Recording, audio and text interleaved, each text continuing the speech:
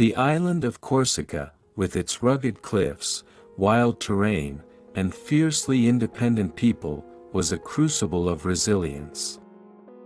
Born on August 15, 1769, in the town of Ajaccio, Napoleon Bonaparte was the second of 8 children. His family, though of minor nobility, struggled financially. The Bonapartes were not wealthy, and the turbulent history of Corsica, caught between its Italian heritage and its recent annexation by France, shaped the young boy's early view of the world. Corsican pride was in his blood, and from his earliest years, Napoleon was taught to think of his homeland as a place in need of liberation. From an early age, Napoleon was a withdrawn, solitary boy, often lost in thought and prone to bouts of introspection. Yet beneath this reserved exterior was a sharp, ambitious mind that burned with dreams far larger than the island he called home.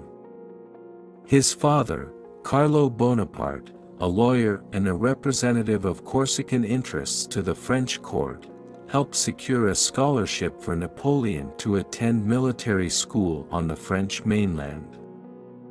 This was the first of many pivotal moments that would set the young Corsican on the path to greatness. At the age of 9, Napoleon left Corsica for the first time to attend the Royal Military School at Brienne in northern France. It was here that his ambitions truly began to take shape.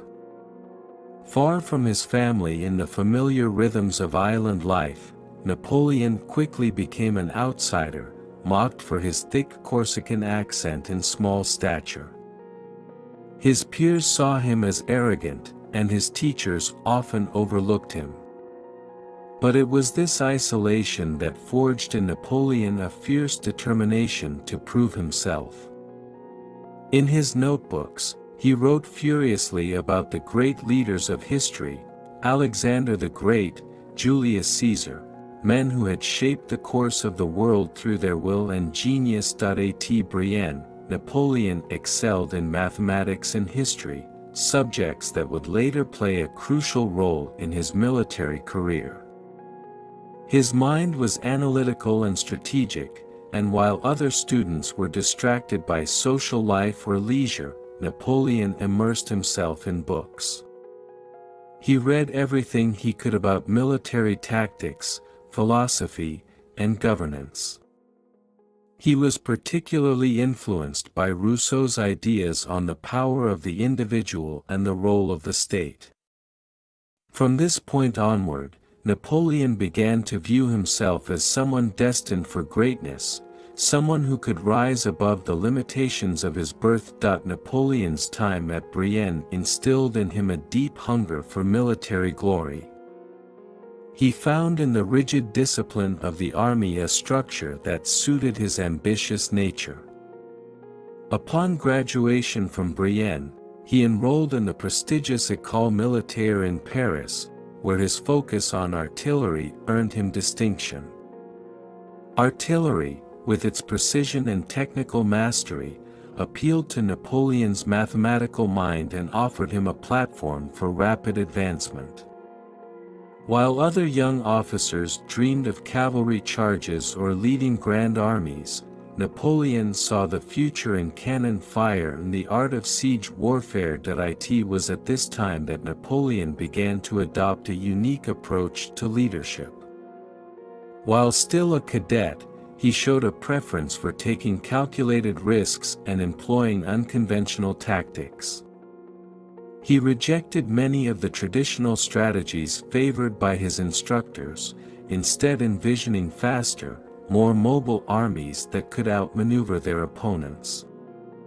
His superiors, though impressed by his intellect, were often baffled by his ideas.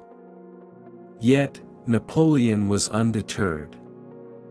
The seeds of his future military genius were being sown. Despite his increasing assimilation into French society, Napoleon's heart remained tied to Corsica. He followed the island's struggle for independence under the leadership of Pasquale Paoli, a Corsican nationalist and hero of the young Bonaparte. Upon completing his studies in Paris, Napoleon returned to Corsica in 1786, filled with dreams of leading his homeland to freedom. However, his ambitions clashed with those of Paoli, whose vision for Corsica did not align with Napoleon's growing belief in centralized power and military strength. Corsica was torn between loyalty to France and the desire for independence, and it was in this chaotic environment that Napoleon began to see himself not just as a Corsican patriot, but as a future leader of men. His early attempts to gain political influence on the island were thwarted, and Paoli eventually saw the young Bonaparte as a threat. By 1793, the Bonaparte family was forced to flee Corsica as tensions boiled over, returning to mainland France in exile. Though Napoleon's dreams of a Corsican revolution had crumbled, his exile ignited something new within him. He now shifted his allegiance fully to France, a nation in the throes of its own revolution. As he immersed himself in the chaos of French politics, Napoleon saw opportunity. France was desperate for strong leadership and military expertise, and the revolution provided fertile ground for a young, ambitious officer to rise quickly. Napoleon's military genius, already sharpened by years of study, would soon be tested in the crucible of war. His ambition, once confined to the narrow streets of Corsica, was now set on a grander stage. The world had not yet realized it, but a future emperor had begun his ascent. By the late 1780s, France was a nation on the edge of chaos. The revolution had begun as a struggle for equality and rights but quickly devolved into violence, terror, and upheaval. The fall of the Bastille, the Reign of Terror, and the rise of radical leaders like Maximilien Robespierre sent shockwaves through French society. For a young officer like Napoleon Bonaparte, these revolutionary winds presented both challenges and opportunities. The rigid hierarchies of the French aristocracy were crumbling, and with them, the barriers that had long kept men of modest backgrounds from rising to power. Though Napoleon had been stationed as a junior officer in the French army, the revolution rapidly altered the landscape of his career. The monarchy was in shambles, and the Republic demanded fresh leadership from all ranks. Officers loyal to the monarchy were purged, and new opportunities for advancement emerged for those who could navigate the treacherous waters of revolutionary politics. Napoleon, with his sharp mind and adaptability, began to find his place in this turbulent environment. His Corsican roots, once a point of tension, now worked to his advantage. As an outsider to the Parisian elite, Napoleon embraced the revolutionary ideals of meritocracy and the right of every citizen to rise by their talents. He distanced himself from the nobility, presenting himself as a man of the people, a patriot ready to serve the Republic. This alignment with revolutionary values was not just ideological, it was strategic. Napoleon's first true taste of military glory came in 1793, during the siege of Toulon. Toulon, a key Mediterranean port, had fallen into the hands of royalist forces who sought to restore the monarchy and had allied with the British Navy to hold the city.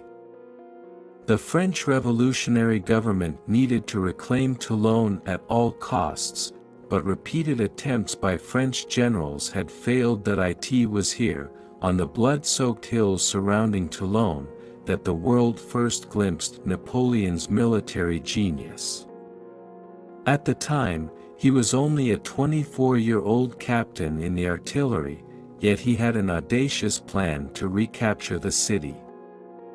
Unlike other officers who favored direct assaults, Napoleon saw that Toulon's defenses relied on the British-controlled naval base. If he could direct French artillery to capture the heights that overlooked the harbor, he could force the British to retreat, and the Royalist stronghold would collapse. Napoleon's superiors were skeptical at first, but his determination and strategic clarity won them over. In a matter of days, he reorganized the French artillery, moving cannons to the heights of La Montagne, where they could rain fire on the British fleet. Under his command, the French artillery relentlessly bombarded the enemy positions, and soon the British ships were forced to flee the harbor. The Royalists in Toulon, cut off from their support, surrendered soon after. The victory at Toulon was a turning point for the young officer. In a matter of weeks, Napoleon had gone from being a little-known artillery officer to a national hero. His boldness and tactical brilliance had saved the Republic from a humiliating defeat, and word of his success spread quickly through revolutionary France. The government promoted him to the rank of brigadier general, a rapid rise that set the stage for his future ambitions. As Napoleon's military career advanced, so did his political instincts. The revolution was not only a battlefield conflict but also a complex web of political alliances, betrayals, and ideological battles. The leaders of the revolution, Robespierre, Danton, and others, were constantly jockeying for power, and the guillotine loomed as a constant threat for those who fell out of favor. Napoleon, ever the pragmatist, knew he had to carefully align himself with the right factions to survive and thrive. For a time, he allied himself with the Jacobins, the most radical and powerful faction of the revolution, led by Robespierre. The Jacobins espoused the most extreme revolutionary values, liberty, equality, and fraternity, but their reign was also marked by fear and political purges. Napoleon's association with the Jacobins helped solidify his position as a loyal servant of the Republic, but it also placed him in a precarious position. As the revolution spiraled into the Reign of Terror, alliances shifted quickly, and those once in power were executed without warning. Napoleon's ability to navigate this deadly political landscape was a testament to his strategic mind. He remained publicly committed to revolutionary ideals while avoiding the ideological extremes that led many to the guillotine.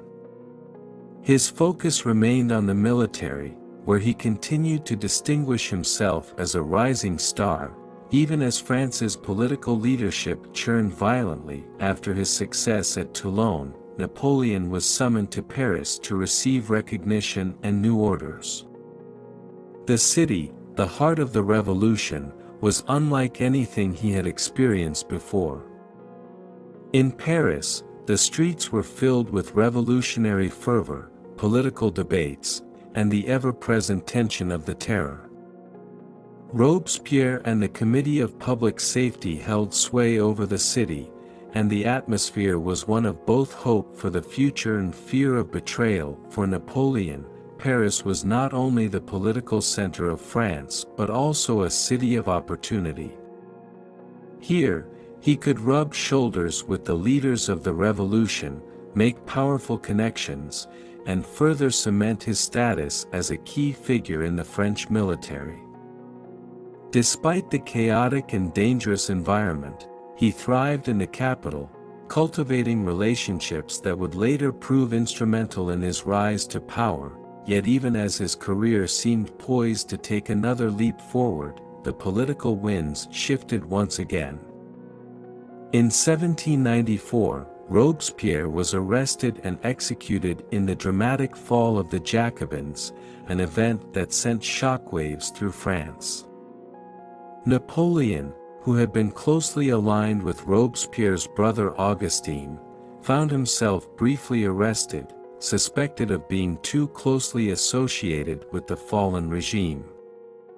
However, thanks to his growing reputation as a military genius, Napoleon managed to escape the guillotine, but he learned a valuable lesson: politics was as dangerous as war. With the fall of Robespierre and the end of the Reign of Terror, the political climate in France began to stabilize somewhat, and Napoleon once again found himself in favor.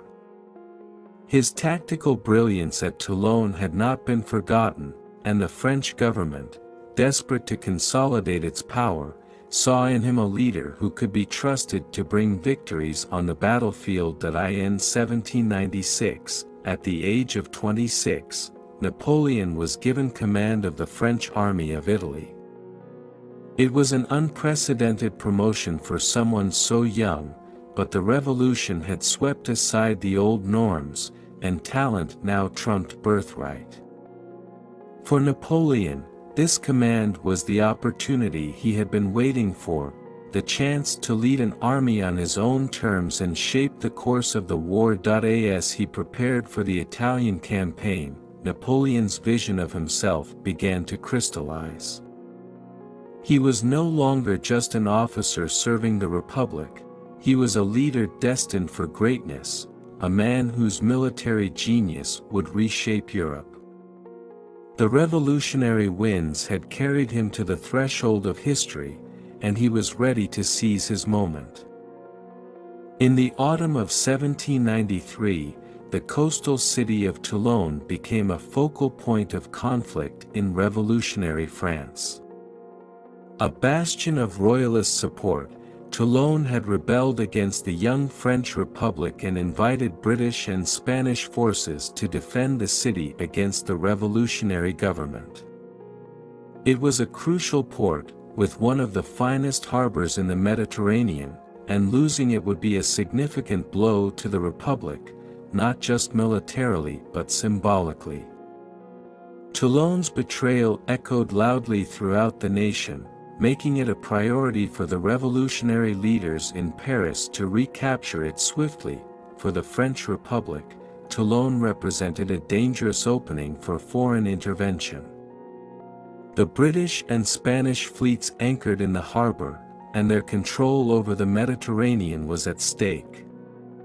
If Toulon fell permanently into enemy hands, it would open a path for monarchist forces to invade the south of France. The French army, under the command of General Jean-François Cartaux, had been trying to besiege the city for months, but their efforts had been slow and disorganized. Morale was low, and the revolutionary forces were struggling to break through the strong defenses. Enter Napoleon Bonaparte, a little-known artillery officer at the time, whose tactical ingenuity and boldness would soon turn the tide of the siege. At the age of 24, Napoleon was far from a household name in France. He had served in the French army since his teenage years, but up until this point, his military career had been relatively uneventful. Toulon, however, would change everything. Napoleon was initially sent to the siege as a low-ranking officer in charge of organizing the artillery, but his sharp mind and keen eye for strategy quickly caught the attention of his superiors. From the moment he arrived at Toulon, Napoleon saw what other generals had missed. The key to victory lay not in launching a frontal assault on the city, but in seizing control of the high ground that overlooked the harbor.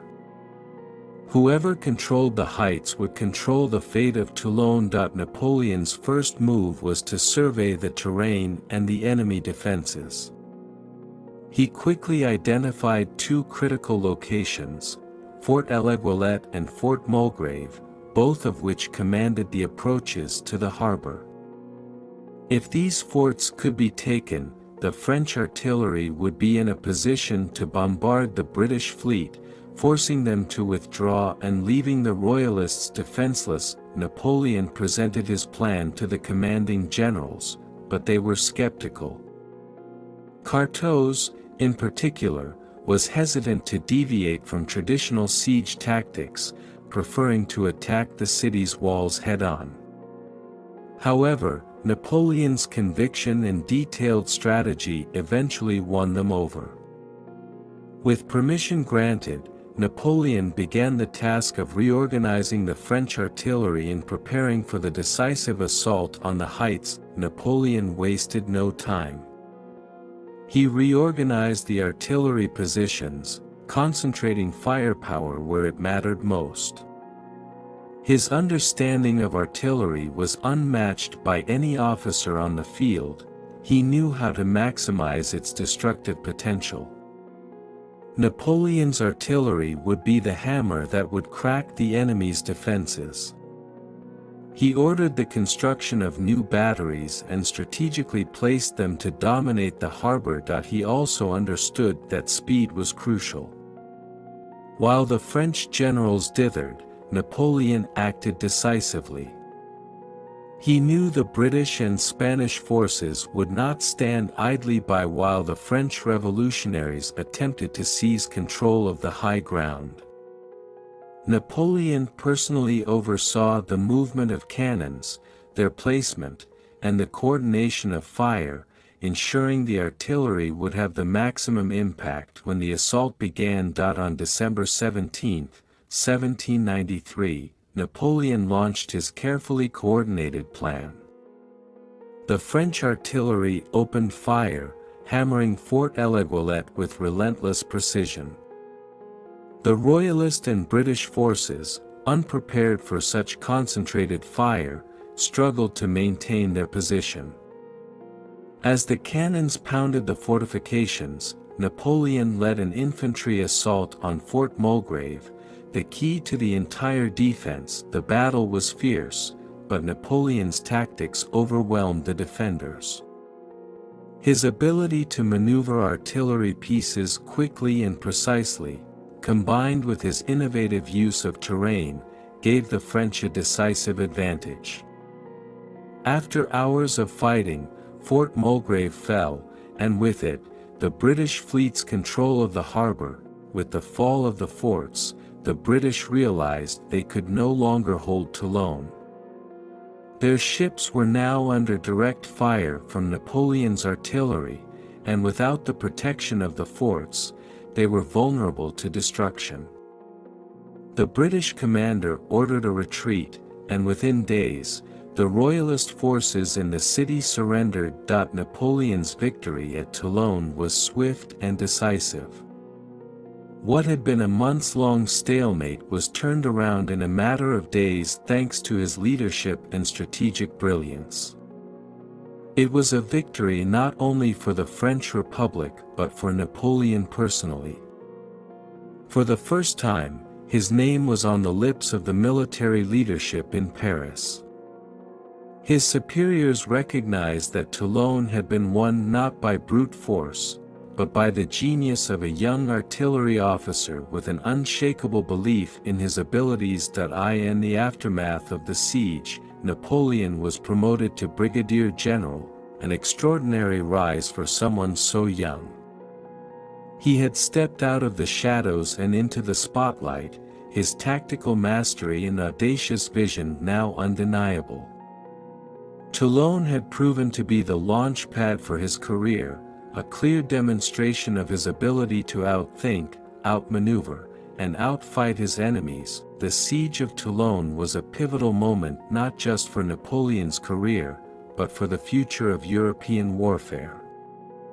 Napoleon had shown that siege warfare did not have to be a slow, grinding process. His use of artillery to strategically dismantle enemy defenses was revolutionary, and his ability to coordinate complex assaults with precision became a hallmark of his later campaigns. He had also displayed a remarkable talent for understanding the psychological aspects of warfare. By taking the heights and threatening the British fleet, Napoleon forced the enemy to make difficult choices. He created situations where his opponents had to react to him, rather than the other way around. It was a lesson that would serve him well in the years to come, as he learned to control the tempo of battle and keep his enemies off balance. Napoleon's actions at Toulon also highlighted his audacity. While other generals had hesitated, Napoleon had seized the initiative, trusting in his own judgment and abilities. His success at Toulon was not just a result of tactical brilliance, but of his willingness to take risks and push forward where others faltered. The victory at Toulon marked Napoleon's emergence as a military leader of the highest caliber. It was a defining moment in his life, one that set him on the path to power. His reputation as a brilliant tactician spread quickly, and the young officer from Corsica was now viewed as a rising star in the French army. Toulon was the first in a series of victories that would cement his place in history, but more than that, Toulon revealed the core of Napoleon's character. His unrelenting drive for success, his confidence in his own abilities, and his strategic genius would shape not only his military campaigns but his entire approach to leadership. The siege of Toulon was the crucible in which the future emperor was forged, a glimpse of the greatness that was yet to come. Napoleon's rise had only just begun, but from this point on, he would be unstoppable. By 1795, Paris had become a city of political maneuvering, societal upheaval, and ambition, and in the midst of it all was Napoleon Bonaparte, now a brigadier general and national hero after his victory at Toulon. Although his military career was rapidly ascending, the young Corsican's personal life remained unremarkable. However, fate would soon bring him into the orbit of a woman who would forever change the course of his life, Josephine de Beauharnais, a widow of noble descent and a woman as captivating as she was mysterious. Napoleon, who had long been focused on war and power, had little experience with romance. Despite his ambitions on the battlefield, he remained emotionally inexperienced and somewhat shy around women.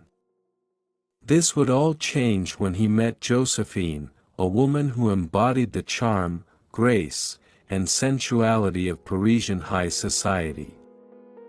Their meeting would ignite a passionate and turbulent relationship that would shape not only his personal life but also his political destiny. Napoleon first encountered Josephine at a Parisian salon, a gathering place for intellectuals, artists, and influential figures of the time. Josephine, born Marie Joseph Rose Tascher de la Pagerie, was a widow with 2 children, her first husband having been executed during the Reign of Terror. At 32, she was 6 years older than Napoleon, and her experiences had given her a poise and sophistication that Napoleon, still rough around the edges, found irresistible. Their introduction came through a mutual acquaintance, Paul Barras, one of the leading members of the Directory, the governing body of France at the time.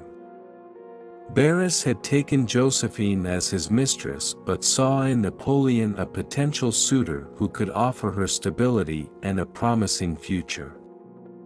Napoleon, smitten from the moment he laid eyes on her, was immediately captivated by Josephine's elegance, her soft voice, and her ability to command attention in any room.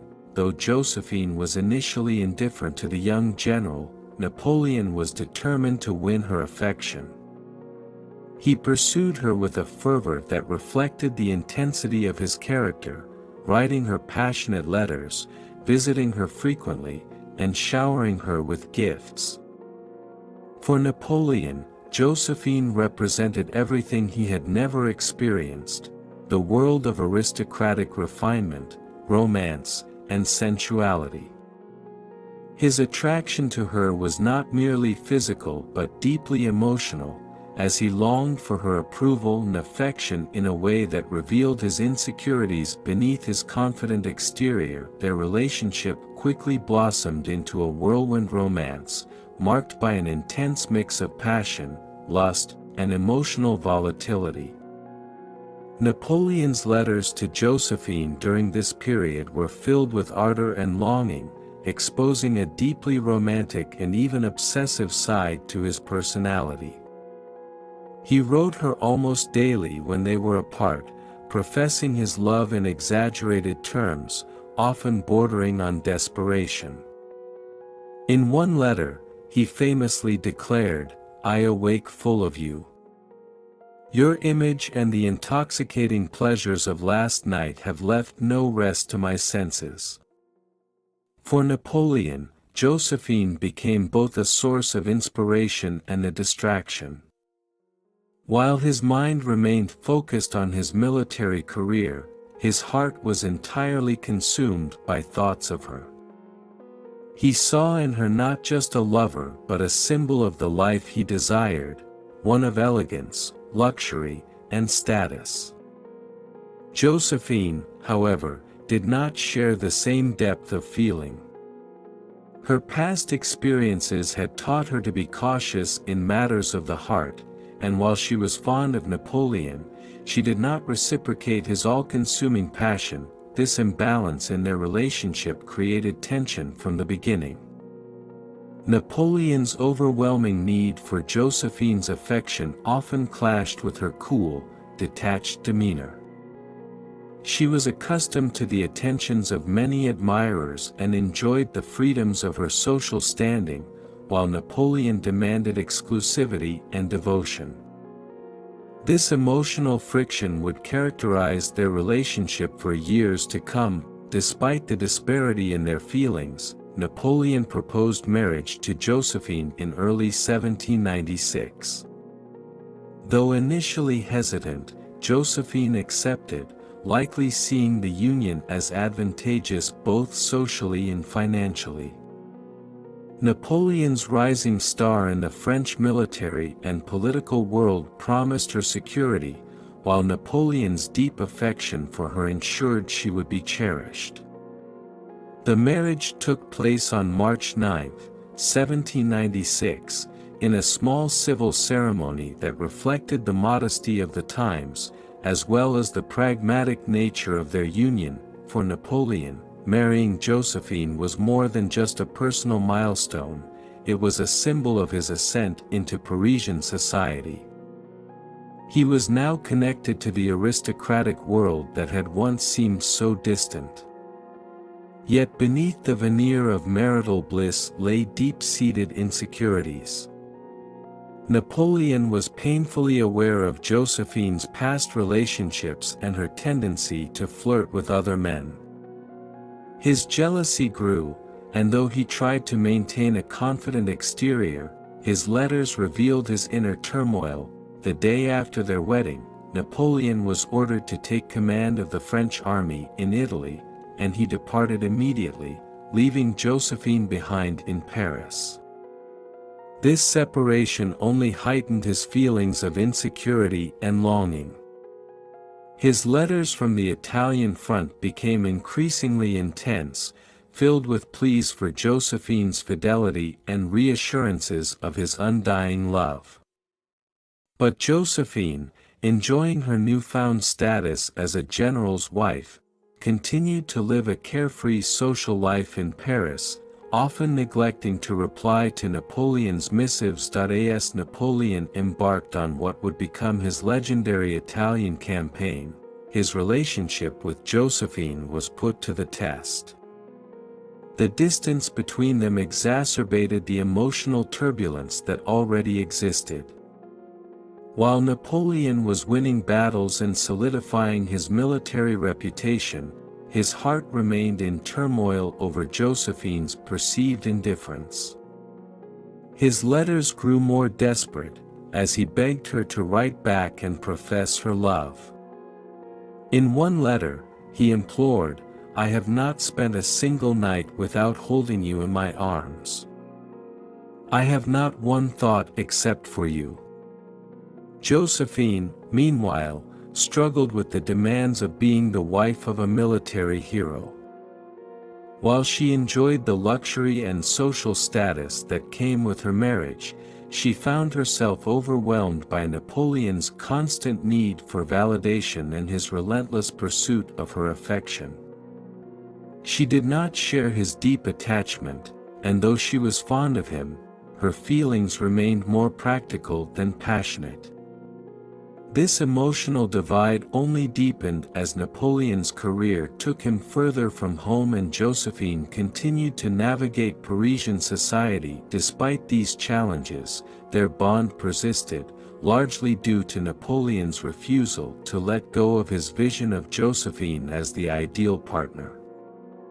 His love for her became almost mythical in his mind, a blend of genuine passion and the need to possess the woman who represented everything he had ever desired. Napoleon's relationship with Josephine was more than just a love affair, it was a reflection of his ambition, his vulnerabilities, and his desire for control. In Josephine, he found a woman who embodied the refinement and sophistication he craved, but also someone who constantly eluded his grasp, emotionally and socially. Their marriage, built on a foundation of passion and convenience, would endure many trials, from infidelity to political turmoil, yet it would remain one of the defining aspects of Napoleon's life. Josephine, for her part, understood the power dynamics of their relationship better than Napoleon did. She recognized his need for affection and validation, and while she cared for him, she also knew how to maintain her independence. Their love was a delicate balance of desire, power, and manipulation, a dynamic that would continue to evolve as Napoleon's star rose higher on the world stage. The early years of Napoleon and Josephine's relationship were marked by intense passion and equally intense conflict. Napoleon's obsessive love for Josephine contrasted with her more measured affection, creating a dynamic that was both captivating and volatile. Despite these emotional struggles, their union would ultimately become a pillar of Napoleon's personal life, even as it endured betrayals and heartbreak. By 1796, France was still reeling from the chaos of the French Revolution.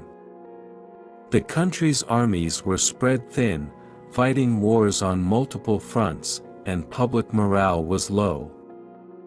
France needed a victory, and it needed a leader who could deliver it. Napoleon Bonaparte, now 26 years old and freshly married to Josephine, was handed the command of the French army of Italy, an under-resourced and demoralized force tasked with holding off the combined might of Austria and its allies. Many in Paris doubted that this young, relatively unknown general could achieve much with the ragtag army he inherited. But for Napoleon, this command represented an opportunity to prove himself on a grand scale, to transform his fortunes, and to establish himself as a force in French politics and military history. What followed would be a series of stunning victories that would cement Napoleon's reputation as one of the most brilliant military minds of his time. When Napoleon arrived in Italy in March 1796, he found an army on the verge of collapse. His soldiers were poorly equipped, underpaid, and lacked discipline. The generals who had preceded him had failed to inspire their troops, and the Austrians and Piedmontese, who controlled much of northern Italy, were firmly entrenched in the region. Napoleon, however, saw the potential for greatness. One of his first actions as commander was to address his troops directly. He gave rousing speeches, promising them glory, riches, and, most importantly, victory. "Soldiers, you are starving and naked," he told them. "The Roman legions once found glory. You will find wealth and honor in Italy." This appeal to their desire for wealth and fame immediately raised morale. He coupled his words with action, improving the soldiers' living conditions and instilling a sense of discipline and unity. Napoleon also began to reorganize the army's structure, positioning his best officers in key roles and creating more flexible divisions capable of rapid movement and surprise attacks. His soldiers, inspired by their new general's confidence and vision, began to believe that they could achieve the impossible. Napoleon wasted no time in putting his plans into action. In April 1796, just a month after taking command, he launched his first major offensive against the Austro-Piedmontese forces at the Battle of Montenotte. Using his signature strategy of dividing and conquering, Napoleon split his army into smaller, mobile units that could outflank and overwhelm the enemy's divided forces. The victory at Montenotte was decisive and swift, marking the beginning of what would become a string of French triumphs across northern Italy. Following Montenotte, Napoleon continued his relentless campaign, defeating the Piedmontese at the Battle of Millesimo and forcing them to sue for peace. With the Piedmontese neutralized, Napoleon turned his full attention to the Austrian forces. In May 1796, he led his army across the River Po, a daring move that allowed him to outmaneuver the Austrian commander, General Beaulieu. The campaign culminated in the Battle of Lodi on May 10, where Napoleon personally led a frontal assault across the Lodi Bridge under heavy Austrian fire. The victory at Lodi was not only a military triumph but a psychological one. Napoleon's bold leadership and willingness to put himself in the line of fire endeared him to his troops, who began to see him as a fearless and invincible leader. The Austrian army, meanwhile, was left stunned by the speed and precision of the French advance. After Lodi, Napoleon was no longer just another general, he was a rising star in Europe, and the soldiers under his command started referring to him as the Little Corporal, a term of endearment that reflected both his diminutive stature and his hands-on leadership style. With the Austrians in retreat, Napoleon turned his attention to the rich cities of northern Italy. He declared that he was not there to conquer but to liberate the Italian people from the tyranny of Austria. However, this liberation came at a price. Napoleon's army began to loot and requisition supplies from the towns they passed through, enriching themselves as they advanced. Napoleon justified this by arguing that the spoils of war were necessary to fund his campaigns and to keep his soldiers motivated. Napoleon's victories in Italy were not just the result of his tactical genius, but also his ability to adapt to the terrain and situation. In the summer and autumn of 1796, he faced a series of challenges as Austria sent reinforcements to the Italian front, hoping to halt the French advance. Yet time and again, Napoleon outmaneuvered them.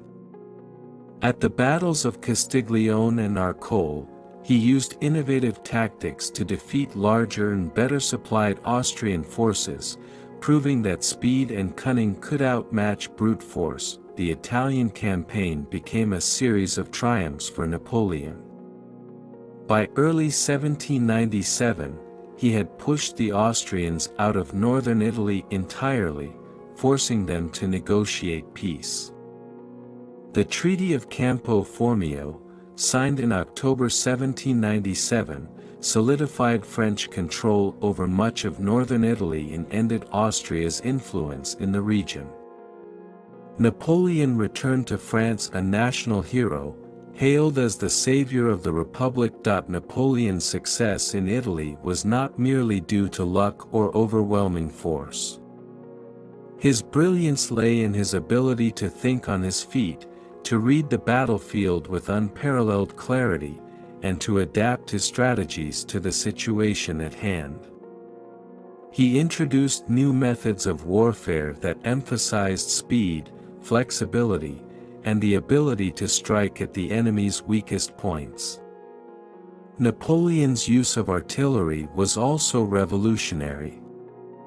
He employed it as a mobile, offensive weapon, rather than merely a tool for siege warfare. One of Napoleon's key innovations during the Italian campaigns was his use of the corps system, dividing his army into smaller, semi-independent units that could operate separately or come together for major battles. This allowed him to move his forces quickly across the battlefield and outmaneuver larger enemy armies. He also understood the importance of psychological warfare, using propaganda to present himself as a liberator to the Italian people and a symbol of hope for his troops. Napoleon's victories in Italy were not just military achievements, they were works of art, each battle a carefully crafted masterpiece of timing, positioning, and execution. His ability to inspire his soldiers, to lead from the front, and to take calculated risks made him a formidable opponent, one that the monarchies of Europe would soon come to fear. By the end of the Italian campaigns, Napoleon was no longer just a general, he was a political force. His victories in Italy had made him famous across Europe, and his name was now synonymous with French military might. He had not only secured France's position in Italy but also enriched the French Republic with the spoils of war. His success gave him immense leverage in Paris, where the Directory, the governing body of France, struggled to maintain control. Napoleon returned to Paris in December 1797 as the most celebrated man in France. The people adored him, the soldiers idolized him, and the politicians feared him. His marriage to Josephine further cemented his ties to the political elite, but it was clear that Napoleon had ambitions far beyond the battlefield. He began to surround himself with influential figures, forming alliances that would later prove crucial in his rise to power. However, Napoleon remained careful not to overstep his bounds, at least for the moment. He accepted the adulation of the public with humility, positioning himself as a loyal servant of the Republic. But behind the scenes, Napoleon was already thinking about his next move. He had tasted victory, and now he hungered for more power, more glory, more control. The Italian campaigns marked the beginning of Napoleon's transformation from a brilliant general into a political leader. His victories had reshaped the map of Europe, and his influence was spreading far beyond the battlefield.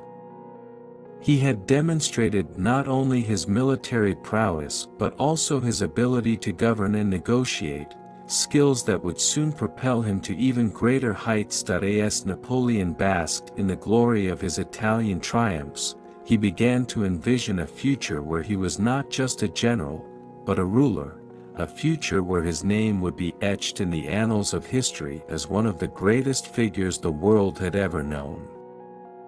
The Italian campaigns were not just a series of battles, they were the crucible in which Napoleon's imperial ambitions were forged. As Napoleon's Italian campaigns surged forward with victory after victory, his relationship with Josephine faced increasing strain. While Napoleon had become entirely consumed by his love for her, showering her with letters filled with passion, Josephine's feelings were more complex and reserved. The physical distance between them during his time in Italy, Napoleon constantly on the move, fighting battles, and Josephine in Paris surrounded by high society, further deepened the cracks in their already volatile connection. Despite Napoleon's fervent declarations of love, Josephine found herself drawn into the social circles of Paris, enjoying her newfound status as the wife of the celebrated general. Her luxurious lifestyle, filled with dinners, salons, and attention from other influential men, began to take precedence over her marriage. The emotional and physical distance between them, combined with Napoleon's growing obsession, set the stage for a period of profound tension, distrust, and betrayal. Napoleon's letters to Josephine during his Italian campaign are among the most passionate love letters in history. From the front lines, he wrote to her almost daily, pouring his heart onto the page. These letters reveal a man completely consumed by his feelings, desperate for her affection, and increasingly paranoid about her fidelity. His victories on the battlefield seemed meaningless without her love, and he became increasingly dependent on her responses to validate his success. Yet, to Napoleon's frustration, Josephine rarely wrote back. When she did, her replies were brief and lacked the intensity of his own letters. This only fueled Napoleon's insecurities, and his correspondence became more erratic. He implored her to respond, to think of him as he thought of her, and to assure him of her faithfulness. In one letter, he confessed, "I have not spent a single day without loving you. I have not spent a single night without holding you in my arms. But now, I feel an immense sadness because I no longer receive the same tenderness in return." The imbalance in their emotional investment became evident. For Napoleon, Josephine had become a fixation, an embodiment of everything he desired outside of war: love, comfort, and companionship. For Josephine, however, Napoleon's obsessive letters and constant need for reassurance began to feel like a burden. While Napoleon fought tirelessly for France and Italy, rumors began to spread about Josephine's infidelity. Josephine, despite being married to the most powerful general in France, was not immune to the charms and advances of other men in Parisian society. Surrounded by admirers, she found herself engaged in flirtations and, eventually, an affair with a young cavalry officer named Hippolyte Charles. Hippolyte Charles was everything Napoleon was not: tall, handsome, light-hearted, and unburdened by the weight of military or political power. He represented a carefree, romantic ideal, and Josephine, who had endured the turbulence of her first marriage and the intensity of her second, found herself drawn to his easygoing nature. Their affair quickly became the talk of Parisian gossip, and though Josephine tried to keep it discreet, it was only a matter of time before the news reached Napoleon. When Napoleon first heard whispers of Josephine's infidelity, he was devastated. His obsessive love for her had blinded him to the reality of their relationship, and the idea that she could betray him with another man sent him into a spiral of jealousy and rage. His letters, once filled with romantic longing, began to take on a darker, more desperate tone. He demanded explanations from Josephine, questioning her loyalty and accusing her of neglecting their marriage. Napoleon's jealousy was not just personal but also political. As a rising star in France, he feared that public knowledge of Josephine's affair could damage his reputation. His soldiers adored him, and the French public revered him as a national hero, but a scandal involving his wife could undermine his authority and credibility. The combination of personal heartache and professional anxiety pushed Napoleon to the edge. Despite his fury, Napoleon found himself unable to sever ties with Josephine. His love for her was too deep, too intertwined with his own sense of self. He was caught in a painful paradox. He could not tolerate her betrayal, but he could not live without her. In his letters, he alternated between expressing his anger and begging her to reaffirm her love. His emotional turmoil during this period mirrored the chaos and unpredictability of his military campaigns. Josephine's betrayal was not purely an act of defiance or disinterest. She, too, was caught in a complex emotional web. Though she enjoyed the attention and affection of other men, including Hippolyte Charles, she also cared for Napoleon in her own way. Her affair was not necessarily a rejection of Napoleon but an expression of her own need for freedom and validation in a world dominated by the men around her. Josephine was acutely aware of Napoleon's growing power and the political implications of their marriage. She knew that despite her personal desires, her future was tied to his success.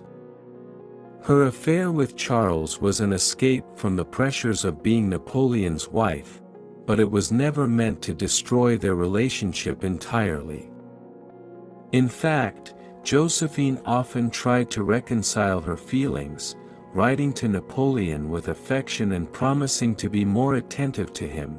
Though her words lacked the emotional depth he craved, the revelation of Josephine's affair marked a turning point in their relationship. While Napoleon was devastated, he ultimately chose not to confront her directly in public or to divorce her. Instead, their marriage entered a new, more complex phase. Napoleon continued to love Josephine, but his trust in her was shattered.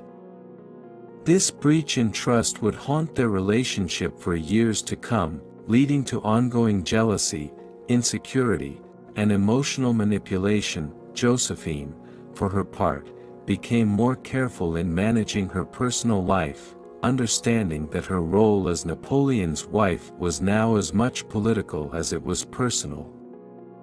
She maintained her social connections and continued to engage in the world of Parisian high society, but she was more discreet in her relationships. Though their marriage survived the affair, it was clear that the foundation of their relationship had been permanently altered. Despite the personal betrayals, Napoleon and Josephine's marriage endured, partly because it served a political purpose for both of them. Napoleon, now more focused than ever on his ambitions, saw Josephine as an asset to his image.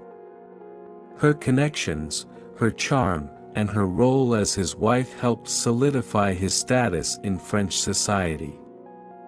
Meanwhile, Josephine, who feared losing the security and prestige that came with being Napoleon's wife, worked to maintain the facade of a united marriage. However, beneath the surface, their relationship became a battlefield of emotions.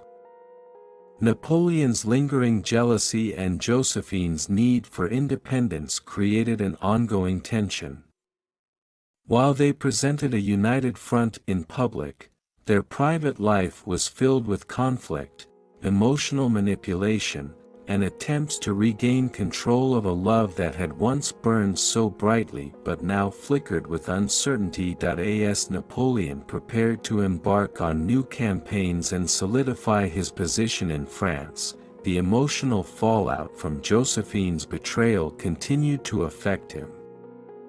He had achieved greatness on the battlefield, but in his personal life, he felt betrayed and vulnerable. Despite this, he could not bring himself to end the marriage. Josephine remained at his side, both as a symbol of his rise and as the one woman who could elicit such intense feelings from him. Their relationship, now fractured but enduring, would continue to evolve as Napoleon's power grew. Josephine's betrayal had exposed the fragility of their union, but it had also shown Napoleon that love, like war, required both strategy and sacrifice. The road ahead would be fraught with more challenges, but for now, they remained bound together by a complicated mix of love, ambition, and necessity. In 1798, fresh off his triumphs in Italy, Napoleon Bonaparte set his sights on a new, grand vision, the conquest of Egypt. The Egyptian expedition was part of a broader strategy to undermine Britain's dominance by disrupting its trade routes to India. Napoleon, ever the visionary, also saw it as an opportunity to expand French influence into the Middle East and North Africa, carving out a legacy that extended beyond Europe. Egypt, with its ancient history and strategic importance, seemed the perfect launching point for his eastern ambitions. Napoleon's dream was not merely military, it was intellectual and cultural as well. He brought with him not only soldiers but also a contingent of scientists, engineers, and scholars, the savants, tasked with studying and documenting the wonders of ancient Egypt. He sought to merge conquest with enlightenment, hoping to present himself as both a liberator and a scholar king. Yet, as events would soon reveal, the Egyptian campaign would prove far more complicated and less glorious than Napoleon had anticipated. Napoleon's arrival in Egypt was initially marked by success. On July 21, 1798, he faced the Mamluk forces near Cairo in what would be famously known as the Battle of the Pyramids. Employing his superior military tactics, particularly the use of infantry squares to protect against the Mamluks' cavalry, Napoleon secured a decisive victory.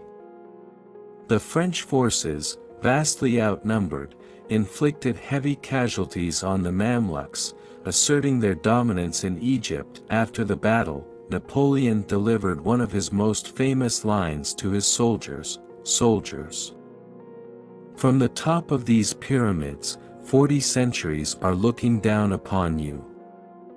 This declaration symbolized not only the grandeur of the victory but also Napoleon's desire to tie his name to the great conquerors of history.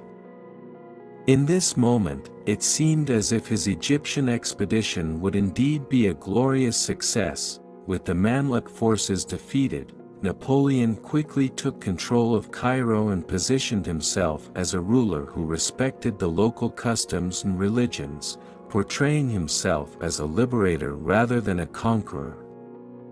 He issued proclamations in Arabic, promising to respect Islam and declaring his desire to improve the lives of the Egyptian people under French rule. Yet beneath these gestures of diplomacy, Napoleon's control over Egypt was far from secure.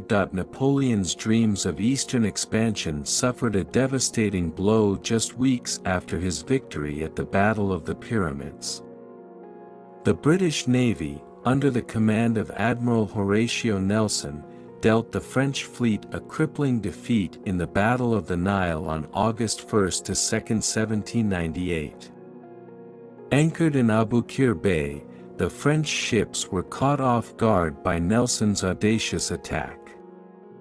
Over the course of 2 days, the French fleet was decimated, with most of their ships either destroyed or captured. This naval disaster left Napoleon and his army stranded in Egypt, cut off from France and vulnerable to counterattacks from both local forces and the British.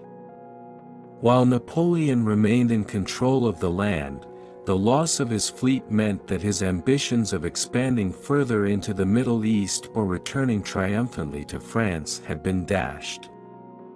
The defeat at the Nile was a major turning point in the Egyptian campaign, signaling the beginning of its unraveling. Despite the disastrous naval loss, Napoleon refused to give up. Ever the master of political manipulation, he worked to spin the defeat as a temporary setback, focusing instead on the victories he had achieved on land.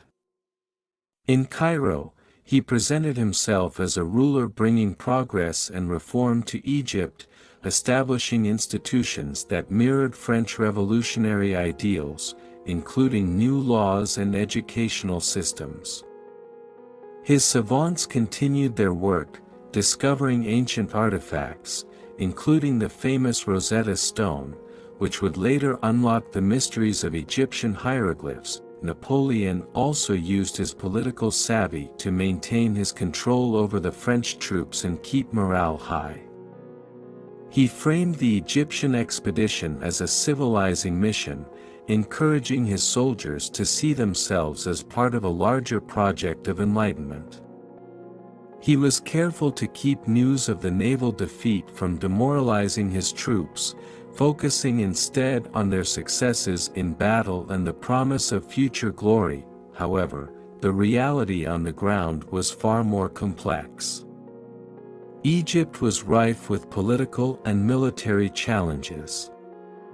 Local resistance to French rule grew, particularly in Cairo, where rebellions broke out. The French forces also faced logistical difficulties, including a lack of supplies and the sweltering heat of the Egyptian desert.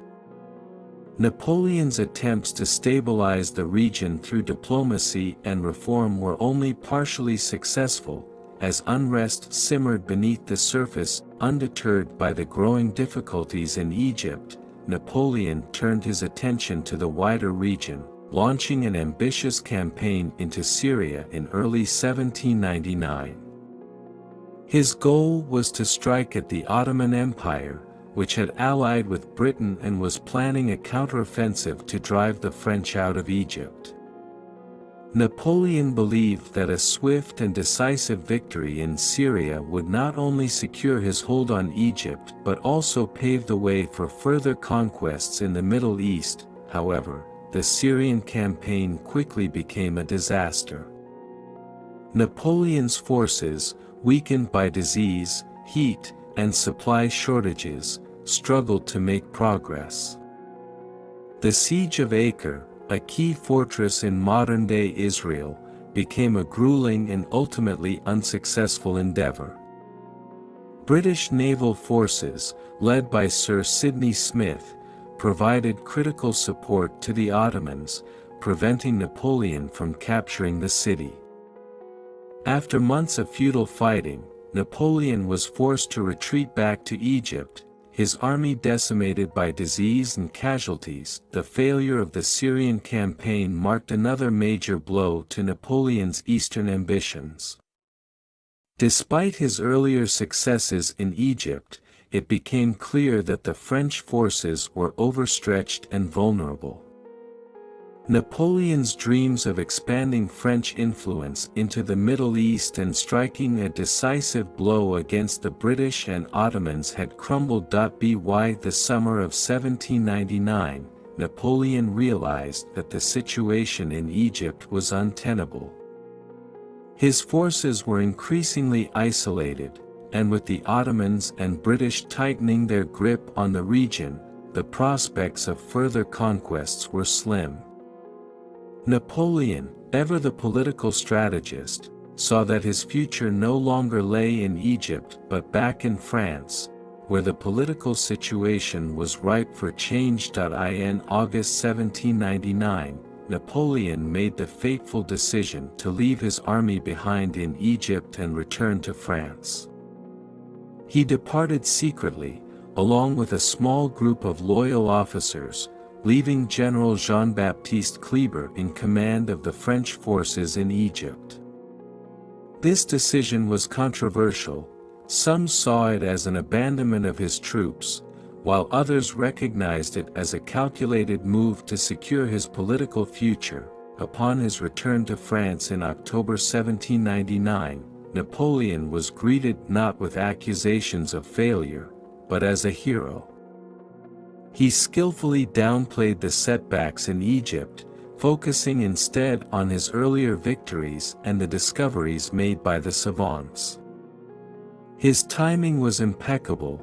The French government, the Directory, was crumbling, and Napoleon saw an opportunity to seize power.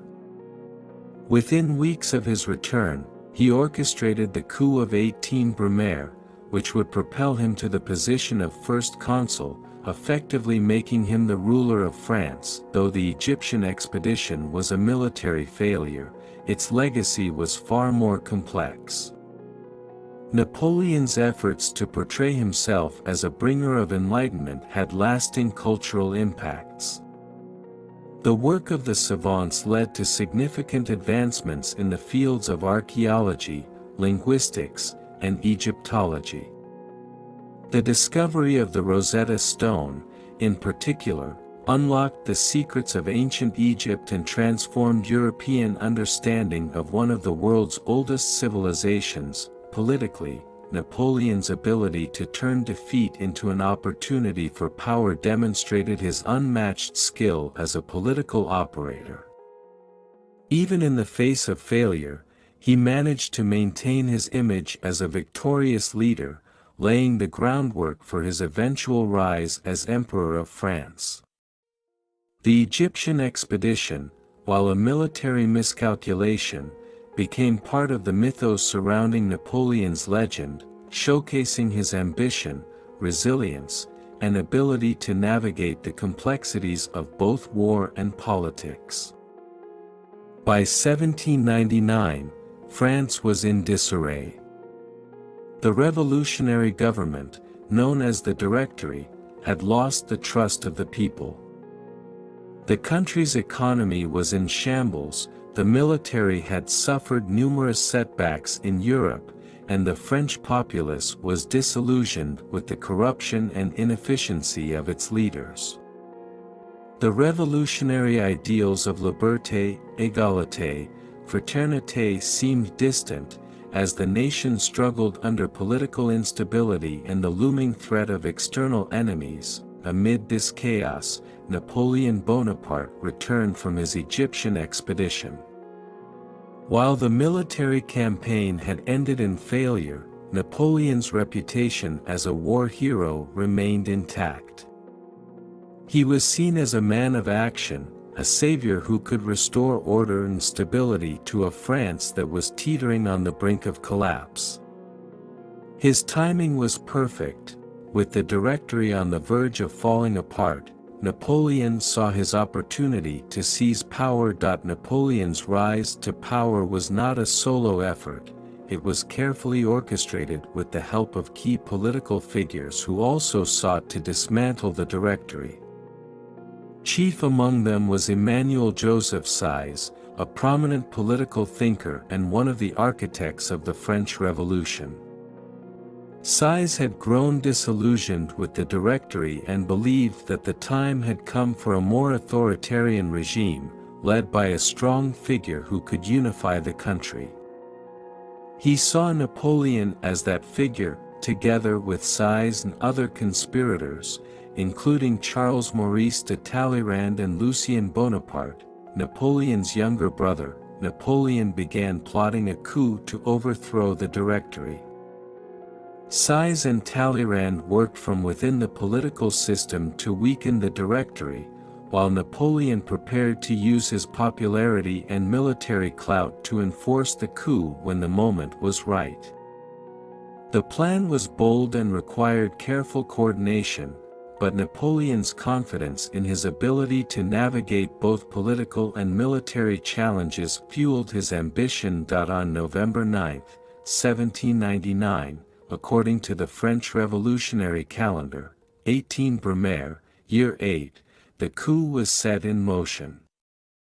The plan was to dissolve the Directory and replace it with a new government, the Consulate, with Napoleon as the leading figure.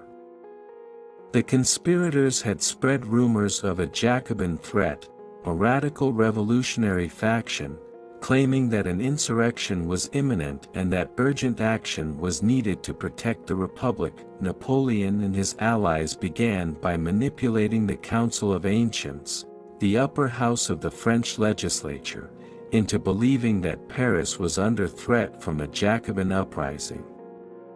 Under this pretext, they convinced the council to relocate both legislative bodies, the Council of Ancients and the Council of 500, the lower house, to the Château de Saint-Cloud, just outside Paris. This move allowed Napoleon to isolate the legislature from the political chaos in the capital and gave him the opportunity to control the narrative. Once the legislature was relocated, Napoleon entered Saint-Cloud with a force of loyal soldiers under his command. His initial plan was to sway the councils with a combination of rhetoric and military presence, presenting himself as the protector of France. However, things did not go as smoothly as anticipated. While the Council of Ancients was relatively compliant, the Council of 500 was far more hostile. Many members saw through the ruse and realized that Napoleon's true intention was to stage a coup. As Napoleon entered the chamber of the Council of 500, he was met with fierce opposition. Some deputies shouted, "Down with the dictator," and "Outlaw him." The chamber erupted into chaos, with some members even physically attacking Napoleon. For a brief moment, it seemed as though the coup might collapse. Napoleon was not a seasoned politician, and his attempt to address the council was clumsy and ineffective. Overwhelmed by the hostile crowd, he was forced to retreat from the chamber. Outside, Napoleon Bonaparte, who was the president of the Council of 500, intervened. Napoleon claimed that the council had been threatened by radicals and ordered the soldiers to restore order. With Napoleon's support, Napoleon's troops entered the chamber and dispersed the council by force. The coup had reached a critical point, but through the use of military power, Napoleon managed to maintain control. The Council of 500 was dissolved, and the path was clear for the next stage of the coup. With the legislature in disarray, the conspirators quickly moved to formalize the new government. The Directory was officially dissolved, and a provisional government, known as the Consulate, was established. The consulate consisted of 3 consuls, with Napoleon as first consul, Size as the second consul, and Pierre-Roger Ducasse as the third. However, it was clear from the start that Napoleon would be the dominant figure in this new regime. Napoleon's rise to first consul marked a pivotal moment in French history. Though the coup was technically a restoration of order in the name of the Republic, in reality, it marked the beginning of Napoleon's autocratic rule. As first consul, Napoleon wielded almost unlimited power. He controlled both the executive and the military, and his influence over the judiciary and legislature allowed him to shape the French state according to his vision. In the immediate aftermath of the coup, Napoleon worked swiftly to consolidate his power. He introduced a new constitution, which was approved in a heavily manipulated referendum, giving him even more authority. Under the new regime, Napoleon presented himself as the stabilizer of France, a leader who could protect the gains of the revolution while bringing an end to the political chaos that had plagued the country for the past decade. One of Napoleon's greatest strengths was his ability to secure legitimacy for his rule, despite the clear authoritarian nature of the coup. He understood that for his new government to succeed, it needed to be seen as a continuation of the revolution, rather than a betrayal of it. To this end, he framed his rise to power as a necessary step to save the Republic from collapse, presenting himself as a guardian of the revolutionary ideals of liberty, equality, and fraternity. Napoleon's new constitution was cleverly crafted to give the appearance of republican governance while concentrating power in his hands. He retained many of the institutions of the Republic, including elected assemblies, but these bodies had little real power. Instead, the executive branch, controlled by the first consul, held supreme authority. By maintaining the outward trappings of republicanism, Napoleon was able to placate the revolutionary factions in France while effectively establishing a dictatorship. At the same time, Napoleon reached out to other key groups in French society, including the military, the bourgeoisie, and even elements of the Catholic Church, to secure their support. He portrayed himself as a unifier who could bring stability to France after years of revolutionary turmoil. His ability to build coalitions across different sectors of society was crucial to the success of his rule. The coup of 18 Brumaire was a masterstroke of political maneuvering. Within a matter of days, Napoleon had transitioned from a military general to the de facto ruler of France. His rise to power as first consul set the stage for the next phase of his political career, as he gradually consolidated more power and paved the way for the establishment of the Napoleonic Empire in 1804. In the years that followed the coup, Napoleon would continue to strengthen his grip on France. He implemented a series of reforms aimed at stabilizing the economy, centralizing the government, and restoring law and order. His military successes on the battlefield further enhanced his popularity, and by 1802, he had been declared first consul for life. Just 2 years later, he would crown himself Emperor of the French, marking the official end of the French Republic and the beginning of the Napoleonic Empire. The coup of 18 Brumaire was not just a moment of political intrigue, it was a turning point in European history. Napoleon's ascent to power would reshape France and Europe for decades to come, as his ambitions expanded beyond the borders of France and into the wider world. By 1804, Napoleon Bonaparte had transformed the French political landscape. After the coup of 18 Brumaire in 1799, he consolidated power as first consul of France, rapidly reforming the nation's political and economic systems, establishing a stable government, and ensuring his control over the military. His victories on the battlefield and the peace treaties he negotiated with France's enemies further strengthened his position. Yet Napoleon was not content to merely rule as a consul. He had grander ambitions. With his power solidified and his popularity soaring, Napoleon began to consider his next move, transforming the French Republic into an empire, with himself at its head. This transformation would culminate in a moment of immense symbolic power, his coronation as Emperor of the French. The coronation would not only mark the beginning of Napoleon's imperial rule but also serve as a dramatic break from the revolutionary ideals that had initially fueled his rise to power. Napoleon's decision to crown himself emperor was driven by both practical and symbolic motivations.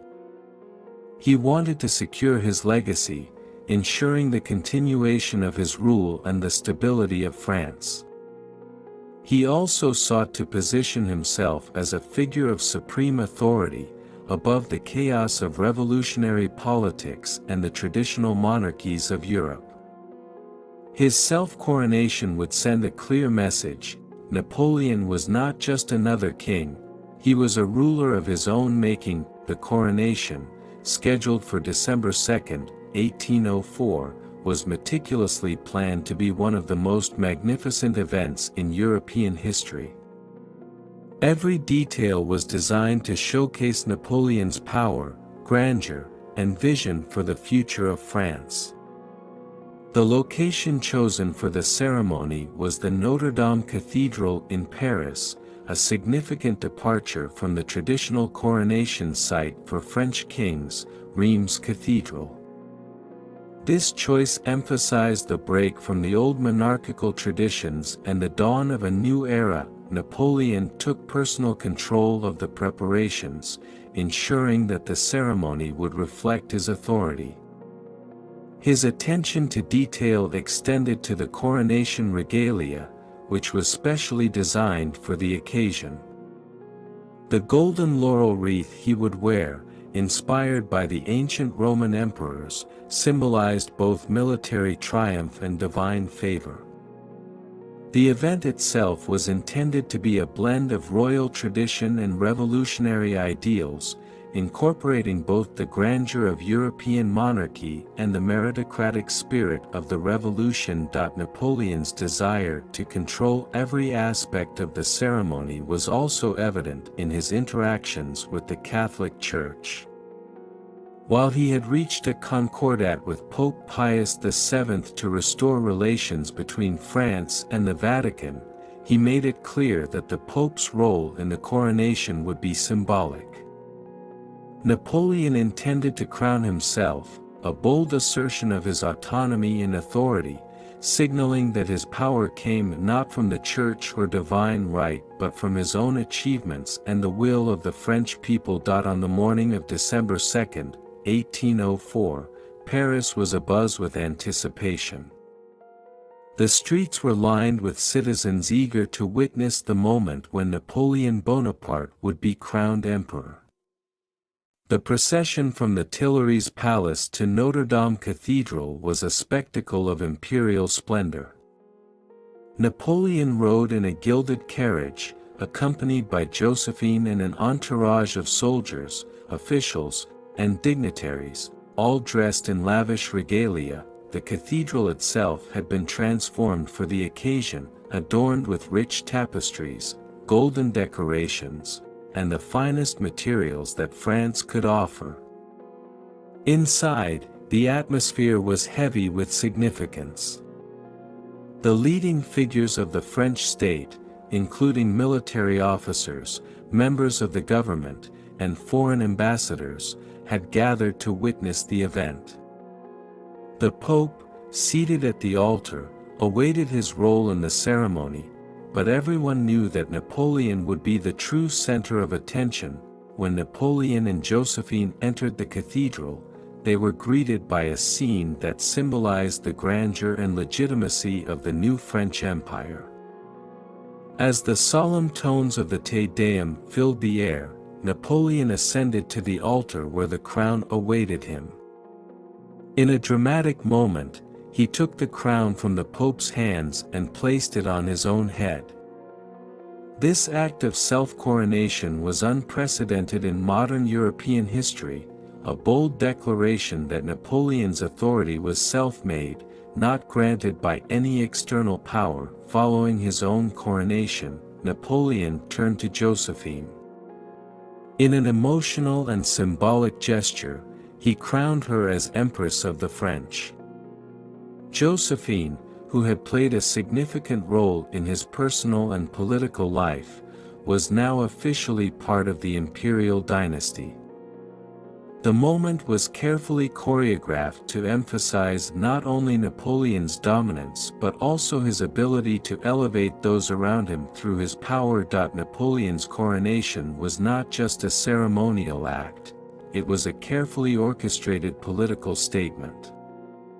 By crowning himself, Napoleon positioned himself as the ultimate authority in France, above both the republican institutions that had defined the revolution and the traditional monarchies that ruled the rest of Europe. He was signaling that his rule was based on his military and political genius, not on birthright or divine favor. The imagery of the coronation was steeped in symbolism. The golden laurel wreath he wore harkened back to the Roman emperors, suggesting that Napoleon saw himself as a modern-day Caesar, a ruler of empires who was destined to reshape the world. The lavishness of the ceremony, combined with the presence of the Pope, gave Napoleon's reign a sense of legitimacy that transcended mere military conquest. At the same time, the coronation reflected the delicate balance Napoleon sought to maintain between revolution and tradition. By holding the ceremony in Notre Dame Cathedral and involving the Pope, Napoleon signaled a return to some elements of the old regime. Yet his self-coronation and the republican elements of the event made it clear that the French Empire was something entirely new, a hybrid of revolutionary ideals and imperial ambition. The coronation marked the beginning of a new chapter in Napoleon's reign.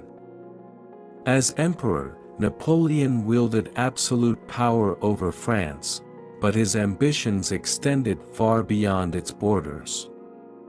He sought to establish a European empire that would rival, and ultimately surpass, the old monarchies of Europe. In the years that followed, Napoleon would embark on a series of military campaigns that reshaped the continent, bringing much of Europe under his control. At home, the coronation solidified Napoleon's authority and bolstered his popularity. The French people, weary of the instability and violence of the revolution, were drawn to Napoleon's promise of order, stability, and national glory.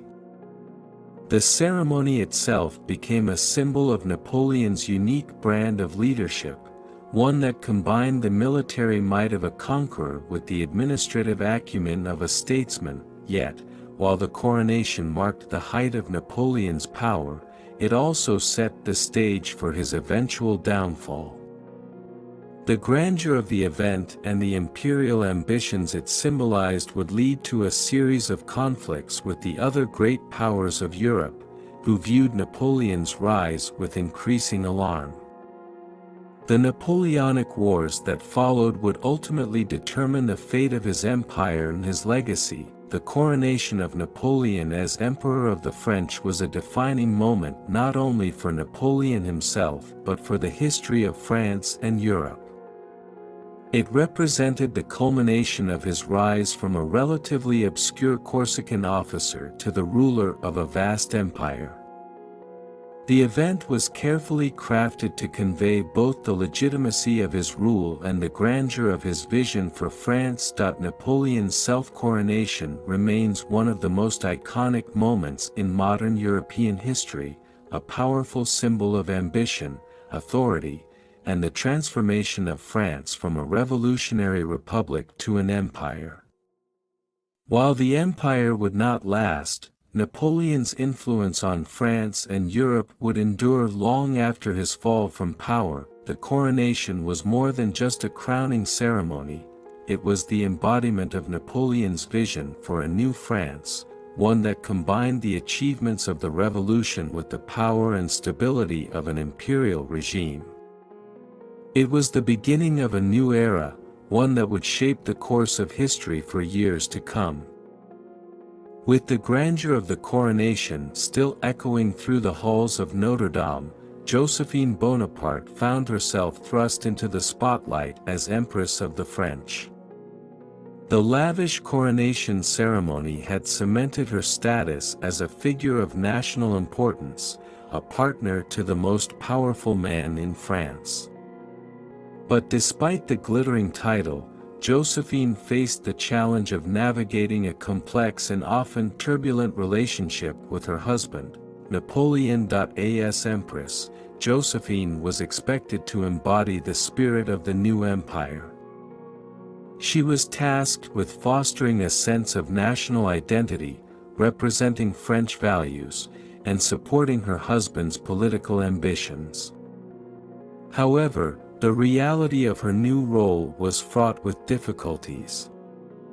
Josephine was acutely aware of the pressures that accompanied her position, and the expectations placed upon her were immense. Napoleon, ambitious and ever-driven, sought to elevate France on the world stage, and Josephine was meant to be the supportive figure at his side. Yet, the very foundation of their marriage, intense passion interwoven with insecurities, began to show signs of strain.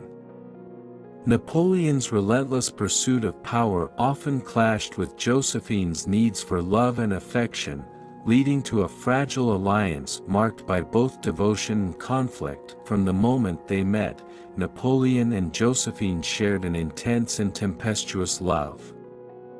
Their early encounters had been marked by fiery passion, deep emotional connection, and romantic idealism. However, as Napoleon's ambitions grew, the pressures of their respective roles began to take a toll on their relationship. Napoleon's focus on state affairs often left little room for personal intimacy. He was driven by an insatiable desire for conquest and glory, which frequently overshadowed his affection for Josephine. As his responsibilities expanded, he became increasingly preoccupied with military campaigns and political maneuvering, leaving Josephine to navigate the complexities of her role as empress largely on her own. While Josephine longed for Napoleon's attention and love, she was also acutely aware of the political landscape surrounding them.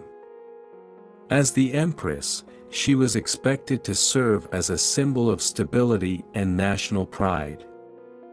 She hosted grand soirees and participated in public ceremonies, often presenting a composed facade to the world, even as her heart ached for the intimate connection they once shared.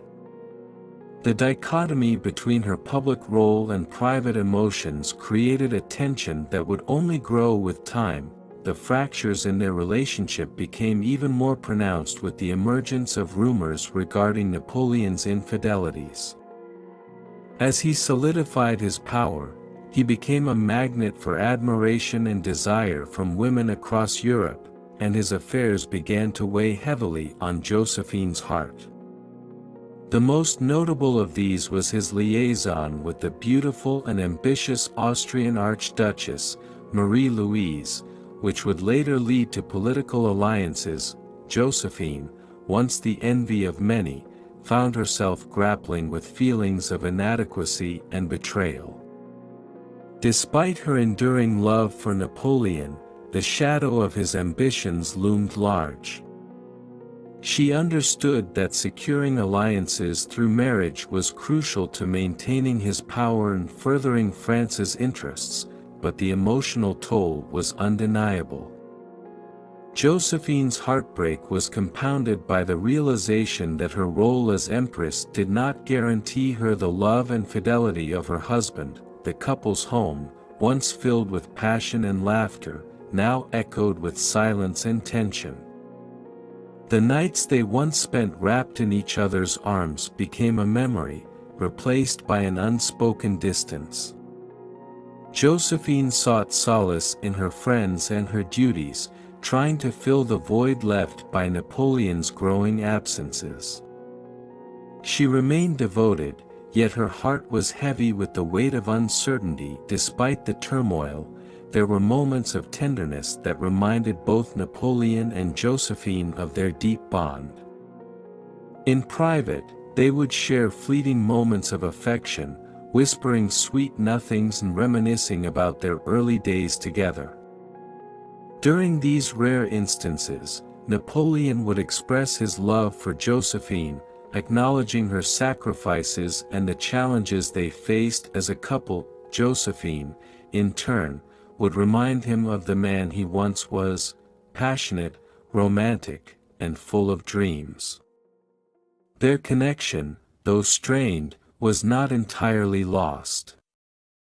In times of personal crisis, Napoleon would turn to Josephine for support, revealing his vulnerabilities beneath the facade of the powerful emperor. She provided him with a sense of grounding amidst the chaos of his ambitions. However, these moments were fleeting, often overshadowed by the reality of their responsibilities.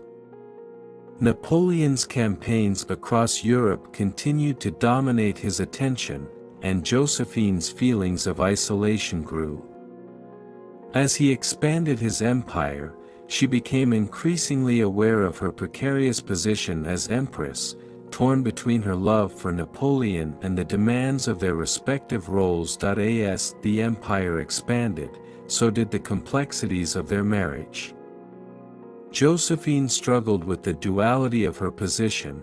She was not only a partner to a powerful leader but also a symbol of the new regime.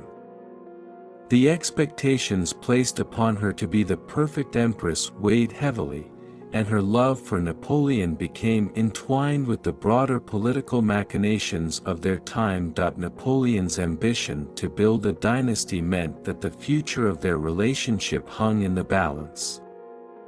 The pressure to produce an heir became increasingly pronounced, particularly as whispers of his desire for a more politically advantageous marriage grew louder. Josephine, unable to provide the children that Napoleon needed for a lasting legacy, faced the heartbreaking reality that her love might not be enough to secure her place in his life. While Napoleon admired Josephine's strength and resilience, he was also acutely aware of the political implications of their union. He knew that his legacy depended on establishing a dynasty, and the tension between his desires and the reality of their fragile alliance weighed heavily on him. This internal conflict manifested in his decisions, leading to a series of choices that would ultimately alter the course of their relationship forever. In the midst of the grandeur and power of the empire, the love between Napoleon and Josephine began to shift. Their once passionate relationship became characterized by unspoken fears and uncertainties, marked by the clash between personal desires and political ambitions. The vibrant love that had once ignited their hearts now felt like a flickering flame, struggling to endure against the winds of ambition and expectation. Josephine's heart ached for the connection they had lost, while Napoleon wrestled with the burden of his aspirations. As the couple navigated the complexities of their roles, their love story became a poignant reflection of the tensions between personal passion and political necessity. The alliance that had once seemed unbreakable now teetered on the brink, revealing the fragility of love in the face of ambition and the relentless pursuit of power. Ultimately, the love that had defined their early years was forever changed, transformed by the demands of an empire that had grown to overshadow the very bond that had once united them. In the struggle to maintain their connection, Napoleon and Josephine found themselves caught in a tempest of emotions, their fragile alliance hanging by a thread.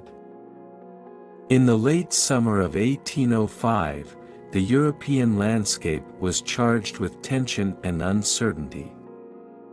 Following the coronation of Napoleon as emperor, France had become a formidable force, but the peace was fragile.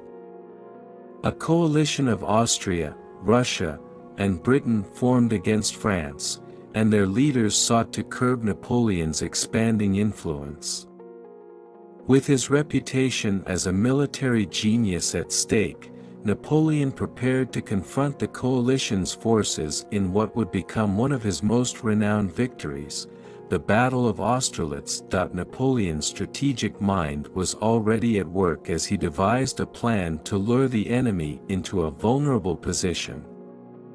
The battle would take place on December 2, 1805, near the town of Austerlitz, located in present-day Czech Republic. Recognizing that the Allies vastly outnumbered his troops, Napoleon planned to exploit their overconfidence and tactical miscalculations. The Battle of Austerlitz would not only determine the fate of the coalition forces but also solidify Napoleon's legacy as one of history's greatest military commanders. As the dawn broke on December 2, Napoleon's army, comprising about 73,000 men, stood ready for battle. The emperor knew the terrain intimately, having studied the fields, hills, and valleys surrounding Austerlitz. He arranged his troops to create the illusion of weakness, deliberately leaving his right flank exposed to entice the Allied forces into attacking there. This feigned vulnerability was a calculated risk, demonstrating Napoleon's unparalleled understanding of both his own forces and his enemy's psychology. On the opposing side, Tsar Alexander I of Russia and Holy Roman Emperor Francis II of Austria believed they had the upper hand.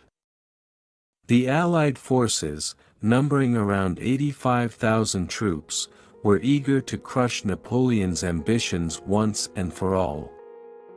Confident in their strength, they advanced towards the French lines, unaware that they were walking into a carefully laid trap. The atmosphere was charged with anticipation and fear as both armies prepared for the impending clash. For Napoleon, this battle represented the pinnacle of his military career, a chance to display his tactical brilliance on a grand stage. As his troops awaited orders, he moved through the ranks, instilling confidence in his soldiers with fiery speeches that resonated with their revolutionary fervor. "Today, we will show the world what the French army is made of," he proclaimed, igniting their spirits with the promise of victory. At approximately 8 a.m., the battle commenced. The first waves of cannon fire reverberated across the fields, marking the beginning of what would become known as the Battle of the Three Emperors. Napoleon, stationed on a hill overlooking the battlefield, carefully observed the unfolding chaos below. His keen eye for strategy allowed him to see opportunities where others might have missed them. As the Allied forces advanced toward the French right flank, Napoleon executed his plan with precision. He ordered a series of counterattacks designed to envelop the enemy and disrupt their formations. The French troops, bolstered by their emperor's presence, engaged fiercely, pushing back against the overwhelming odds. Napoleon's tactical genius became evident as he maneuvered his forces fluidly, exploiting every weakness in the Allied lines. The turning point came when Napoleon ordered a daring move. Reinforcements from the center of his lines were directed to strike the Allies' exposed flank. As the French troops surged forward, they caught the Allied forces off guard, forcing them into disarray. The battlefield erupted into chaos, with cries of command mingling with the sounds of clashing steel and cannon fire. Napoleon's audacity and ingenuity were on full display as he directed his troops with a calm and calculated resolve. He was a maestro conducting an orchestra of war, each movement deliberate and impactful. The French army, inspired by their emperor's vision, fought with an intensity that overwhelmed the disorganized coalition forces. By late afternoon, the tide had turned decisively in favor of the French.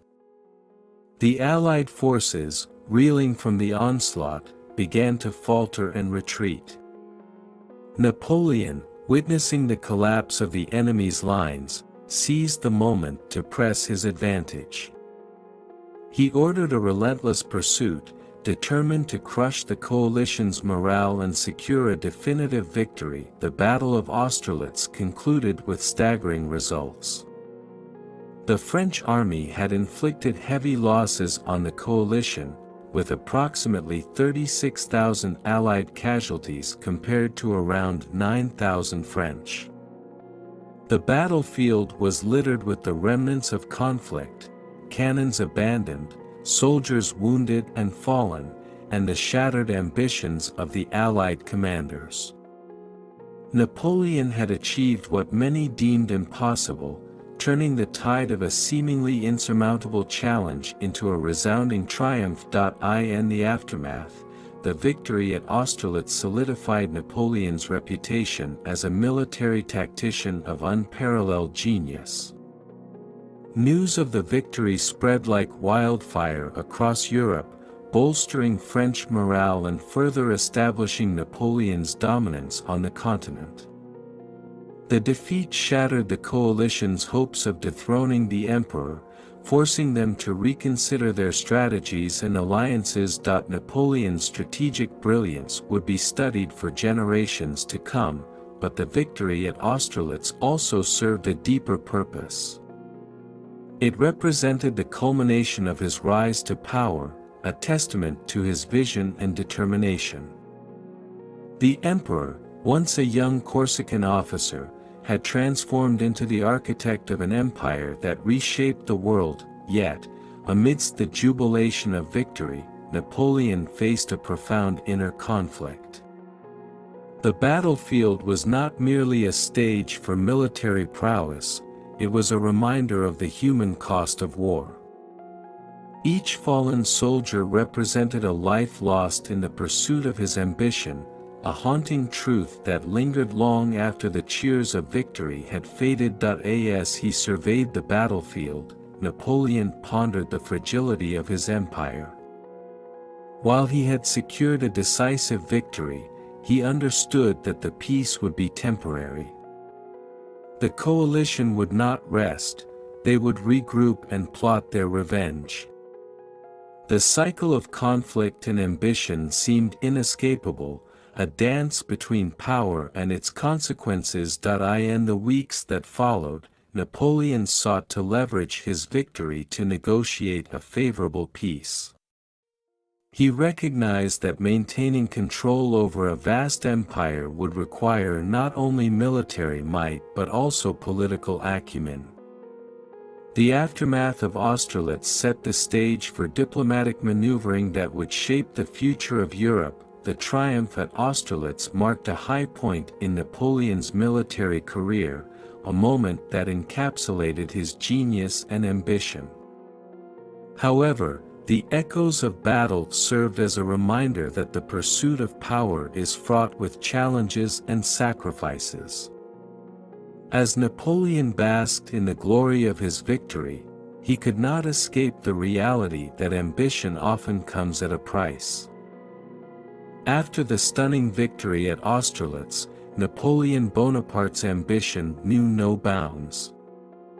The emperor had established France as the dominant power in Europe, yet his vision of a unified continent remained incomplete. In 1812, with the fragile peace between France and Russia beginning to fray, Napoleon decided to take the audacious step of invading Russia. He envisioned a swift campaign that would crush the Tsar's resistance and solidify French hegemony over Europe. The strategic landscape of Europe had shifted significantly since Austerlitz.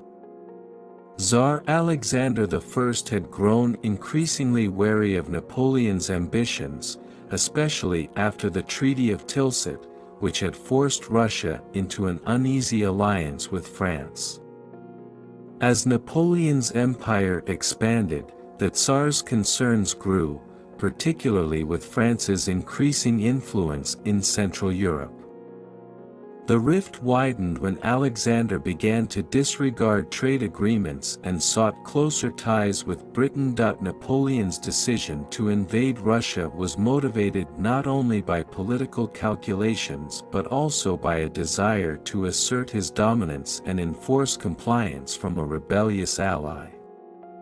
The campaign would require an immense logistical effort, as the Grand Army, a staggering force of over 600,000 soldiers, prepared to march into the vast and unforgiving Russian terrain. Napoleon, confident in his military genius, underestimated the challenges ahead. On June 24, 1812, Napoleon launched the invasion, his Grand Army crossing the Neman River into Russia. The initial stages of the campaign were marked by rapid advances and impressive displays of military prowess. The French army moved with speed and efficiency, capturing city after city, instilling fear in the hearts of their adversaries. Napoleon's reputation as a master tactician seemed unassailable, however, as the army progressed deeper into Russian territory, the harsh realities of the campaign began to emerge. The vast expanse of Russia presented logistical challenges that even Napoleon's meticulous planning could not overcome. The further the troops advanced, the more they found themselves grappling with inadequate supplies, deteriorating morale, and the relentless heat of the summer sun. The campaign that was supposed to be swift and decisive began to drag on, and the emperor's overconfidence began to cloud his judgment. Russian forces, adopting a strategy of retreat and scorched earth, withdrew deeper into their territory, leaving nothing for the French to seize. The retreating troops destroyed crops, livestock, and any resources that could aid the invaders. The French army soon found itself facing not only the enemy but also the inhospitable Russian landscape, where their traditional military strategies faltered. As July turned to August, the challenges mounted. Napoleon's supply lines stretched thin, and the soldiers faced severe shortages of food and supplies. The vastness of Russia meant that the Grand Army could not simply seize control of towns and territories. It had to rely on the goodwill of local populations, which quickly evaporated in the face of invasion. Soldiers grew weary and demoralized, their once unshakable confidence eroding with each passing day. By the time the French army reached Smolensk in August, the reality of the campaign had set in. The losses began to mount not only from skirmishes with Russian troops but also from the harsh conditions of the march. Illness spread among the ranks, with many soldiers succumbing to dysentery, exhaustion, and the effects of starvation. The army that had once marched with vigor and pride was now plagued by fatigue and despair. Napoleon, refusing to acknowledge the mounting difficulties, pushed his troops onward, convinced that victory was still within reach. His initial plans for a swift conquest had dissolved into a protracted campaign, yet he maintained the belief that a decisive battle against the Russians would still turn the tide in his favor. The pivotal moment of the campaign came with the Battle of Borodino, fought from September 5 to September 7, 1812. This battle, marked by unprecedented brutality, would test the mettle of both armies. Napoleon aimed to crush the Russian forces and force Tsar Alexander I to negotiate for peace, but the battle quickly escalated into one of the bloodiest confrontations of the Napoleonic Wars. As the French engaged the Russian army, it became clear that the Russians would not yield easily. The two sides clashed in a ferocious battle, characterized by fierce fighting and massive casualties. Both armies suffered significant losses, but the Russian forces, though battered, managed to hold their ground.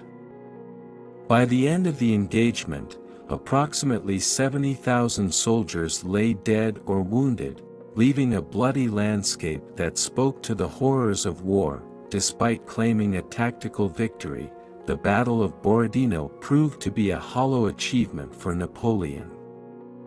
The heavy casualties drained the morale of his troops and left the Grand Army in a weakened state. While he had forced the Russians to retreat, the victory did not translate into the decisive impact he had hoped for.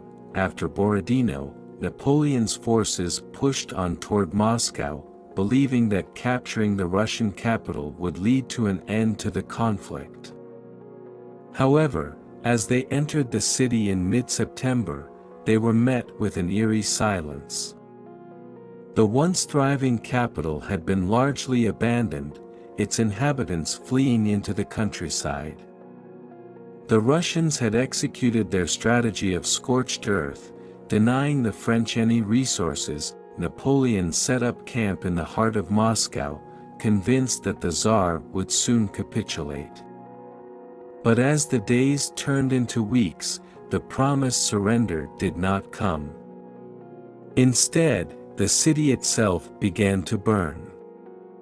A series of fires, possibly set by retreating Russians, swept through Moscow, destroying much of the city and leaving the French army without shelter, food, or supplies. The situation grew increasingly dire as winter approached. Napoleon's forces, far from their homeland and cut off from their supply lines, faced the impending threat of the harsh Russian winter. The emperor's grand ambitions had led them into a perilous situation, and the reality of defeat loomed ominously. By late October, it became clear that Napoleon's campaign was unraveling. The grandiose plans he had once envisioned were collapsing under the weight of unforeseen challenges. The fierce Russian resistance, combined with the relentless advance of winter, threatened to decimate his army. The once mighty Grand Army, now severely weakened, was faced with the reality of a catastrophic retreat. The ideal of a quick and glorious victory had transformed into a desperate struggle for survival. As Napoleon made the difficult decision to withdraw from Moscow, the shadow of disaster loomed large over the remnants of his once feared military force. In the face of mounting losses, dwindling supplies, and a relentless enemy, the Russian campaign marked the beginning of the end for Napoleon. The ambition that had driven him to conquer Europe now seemed like a distant dream, overshadowed by the harsh lessons of reality. The march to disaster had begun, and with it came the sobering realization that even the greatest military genius could not conquer the vastness of Russia or the limits of human endurance. As the harsh Russian winter tightened its grip on Europe, the cracks in Napoleon and Josephine's relationship deepened, mirroring the unraveling of his grand ambitions. In the palace at Fontainebleau, Josephine felt the chill of isolation. Though she remained empress, the weight of her title felt burdensome in light of Napoleon's increasing distance, both physically and emotionally. While Napoleon marched toward a path of destruction, Josephine grappled with her own despair. The once flourishing love that had united them now lay dormant under the weight of ambition and political strife. The passionate romance that had ignited their relationship had been replaced by a cold, transactional partnership, defined by a constant struggle for power and control. As news from the front lines filtered through, Josephine anxiously awaited updates from her husband. She had once reveled in his victories, basking in the glow of his triumphs. But now, as the realities of the Russian campaign unfolded, the air was thick with dread and uncertainty. Each letter she received carried with it not only news of battles lost but also the emotional distance that threatened to consume them both. Josephine sat in her chamber, the opulence of her surroundings starkly contrasting her emotional turmoil. Once a source of joy and creativity, her garden at Malmaison had become a place of solitude, mirroring the emptiness she felt inside. The flowers, once vibrant and full of life, now seemed to wilt alongside her spirit. She often wandered among the roses, seeking solace in their beauty, but the joy they once brought her was now tinged with sorrow. Her heart ached with longing for the man she had once known, a man driven by passion and dreams. But the emperor had become a distant figure, consumed by the demands of his empire. Josephine, once the center of his world, felt her importance waning as Napoleon's ambitions eclipsed their shared love. She sensed that he had turned his attention to the war, to his soldiers, and to the empire he sought to build, leaving her adrift in a sea of uncertainty. The isolation weighed heavily on her. Josephine yearned for the intimate conversations they once shared, the laughter that echoed through their home, and the passionate embraces that had once defined their love. But with each passing day, as Napoleon's focus shifted to his military conquests, she felt increasingly invisible. Her heart, once so full of love, now felt fragmented and alone. In an attempt to bridge the growing chasm between them, Josephine poured her heart into letters, each one a desperate plea for connection. "I miss you deeply," she wrote in one, her elegant script filled with longing. "The world seems cold and dark without your presence. Please, come home." Yet, as she sealed each letter, a part of her feared it would go unanswered, just as so many of her heartfelt words had in the past. Josephine's letters conveyed not only her love but also her concern for his well-being. She implored him to consider the consequences of his ambitious pursuits, recognizing that his insatiable drive for power was taking a toll on both of them. "I worry for you, my love. The weight of the crown grows heavier with each passing day. Do not let it consume you." But as the weeks turned into months, her letters went largely unanswered. Napoleon was preoccupied with the chaos of war and the political machinations surrounding his campaign, leaving Josephine to wrestle with her feelings of abandonment. Each day felt like an eternity, her heart heavy with the realization that their once passionate bond was slipping through her fingers like sand. As Napoleon's campaign faltered, Josephine's political isolation deepened. The Empress had always played a crucial role in shaping her husband's image and securing alliances through her charm and diplomacy. But now, with his attention diverted to the battlefield, she found herself sidelined in the corridors of power. The court at Fontainebleau buzzed with whispers of discontent and betrayal, as rivals and ambitious courtiers sought to capitalize on Napoleon's growing weaknesses. Josephine, once a beloved figure in Parisian society, felt the sting of political isolation. Her position as Empress was threatened not only by Napoleon's military failures but also by the increasing influence of those who sought to undermine her. Josephine watched as alliances shifted, friendships faded, and once loyal supporters began to question her place in the emperor's heart.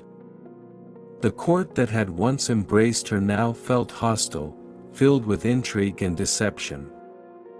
As she navigated this treacherous landscape, she yearned for the companionship and support of her husband, who seemed increasingly distant. In moments of solitude, Josephine found herself questioning her worth. Had she done enough to support Napoleon? Had her love faltered under the pressures of power? These thoughts plagued her, leaving her with a sense of inadequacy. The emotional turmoil compounded as she faced the reality that their love, once a beacon of hope, was now overshadowed by the looming specter of failure. Amidst the chaos, Josephine often turned to the mirror, seeking solace in her reflection. The once vibrant woman who had captivated Napoleon now appeared weary, her eyes reflecting the weight of her unfulfilled desires. She saw a woman who had sacrificed so much for love, yet now found herself alone in a world that felt increasingly alien. As she gazed at her reflection, memories of happier times flooded her mind, the laughter shared over candlelit dinners, the passionate embraces under the stars, and the whispered promises of forever. But now, the mirror revealed the truth. The passion that had once defined their relationship was fading, and with it, the hope of a future together. Josephine yearned for reconnection, for the rekindling of the love that had once burned brightly. But as she clutched the mirror frame, she realized that the path to restoring their bond was fraught with challenges. It would require not only a return to each other but also a reckoning with the ambitions that had driven them apart. despite the growing despair, Josephine refused to relinquish her love for Napoleon. In her heart, she still believed that the man she had fallen in love with was not entirely lost. The longing for connection burned bright, and she resolved to fight for their relationship, no matter the cost. In the silence of her chamber, Josephine began to devise a plan, a way to reach out to Napoleon, to remind him of the love that had once ignited their souls.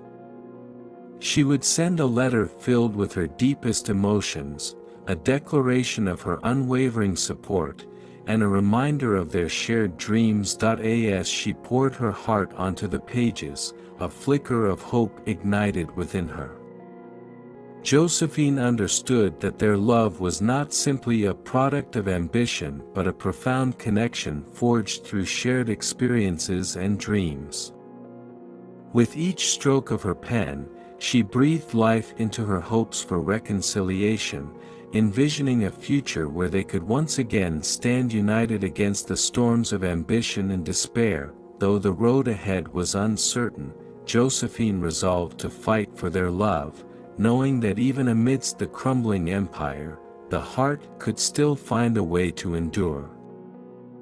As 1813 dawned, the shadow of defeat loomed ominously over Napoleon's empire. The bitter consequences of the Russian campaign had begun to ripple across Europe, eroding the fragile alliances he had painstakingly forged. The grand ambitions that had propelled him to the height of power now seemed like a distant memory, overshadowed by a tide of resistance rising against him. The coalition of European powers, Austria, Prussia, Russia, and Sweden, began to unite against Napoleon, determined to bring an end to his reign. The specter of rebellion sparked the flames of patriotism in nations weary of French domination. Each day brought new reports of uprisings and resistance, sowing seeds of dissent within Napoleon's own ranks. The aura of invincibility that had surrounded him began to wane. The turning point came with the Battle of Leipzig, known as the Battle of Nations, fought from October 16 to October 19, 1813. This monumental clash would not only test Napoleon's military genius but would also mark a catastrophic shift in the balance of power across Europe. As both sides prepared for battle, tension filled the air, with the fate of nations hanging in the balance. As Napoleon assembled his troops, he maintained a facade of confidence, determined to rally his soldiers for what he believed would be a decisive victory. The Grand Army, now reduced in numbers following the harrowing losses in Russia, still bore the scars of previous battles. Yet Napoleon's charismatic presence inspired a sense of loyalty among the remnants of his once mighty force. Josephine, still grappling with her own emotional turmoil, felt a sense of dread as news of the impending battle reached her. Though their relationship had frayed, her heart still ached for the man she had loved so deeply. She longed to offer her support, to remind him of the man he once was, but she was powerless to intervene in the grand game of war. As the sun rose on October 16, the landscape around Leipzig transformed into a theater of chaos. The sound of drums reverberated across the battlefield, and the air thickened with anticipation. Soldiers prepared for the inevitable clash, and Napoleon strategized fiercely, determined to exploit every tactical advantage. Yet, beneath the surface, the pressure was mounting, and whispers of doubt began to seep into the minds of his generals. The first day of the battle erupted with ferocity, as the coalition forces launched their assault. Napoleon's tactical brilliance shone through in the initial stages, with his troops holding their ground against the overwhelming numbers of the opposing forces. The battlefield was a brutal display of courage and sacrifice, as soldiers fought valiantly for their emperor and their nations. However, as the days wore on, the tide began to turn. The coalition forces, bolstered by the resolve of multiple nations united against a common enemy, gradually gained the upper hand. The sheer number of troops, the combined might of over 300,000 soldiers against Napoleon's 200,000, began to overwhelm the French lines. The battlefield became a swirling tempest of chaos, as the cries of wounded men echoed across the fields. Napoleon, witnessing the tides of battle shifting against him, pushed his men to their limits, issuing orders with an intensity fueled by desperation.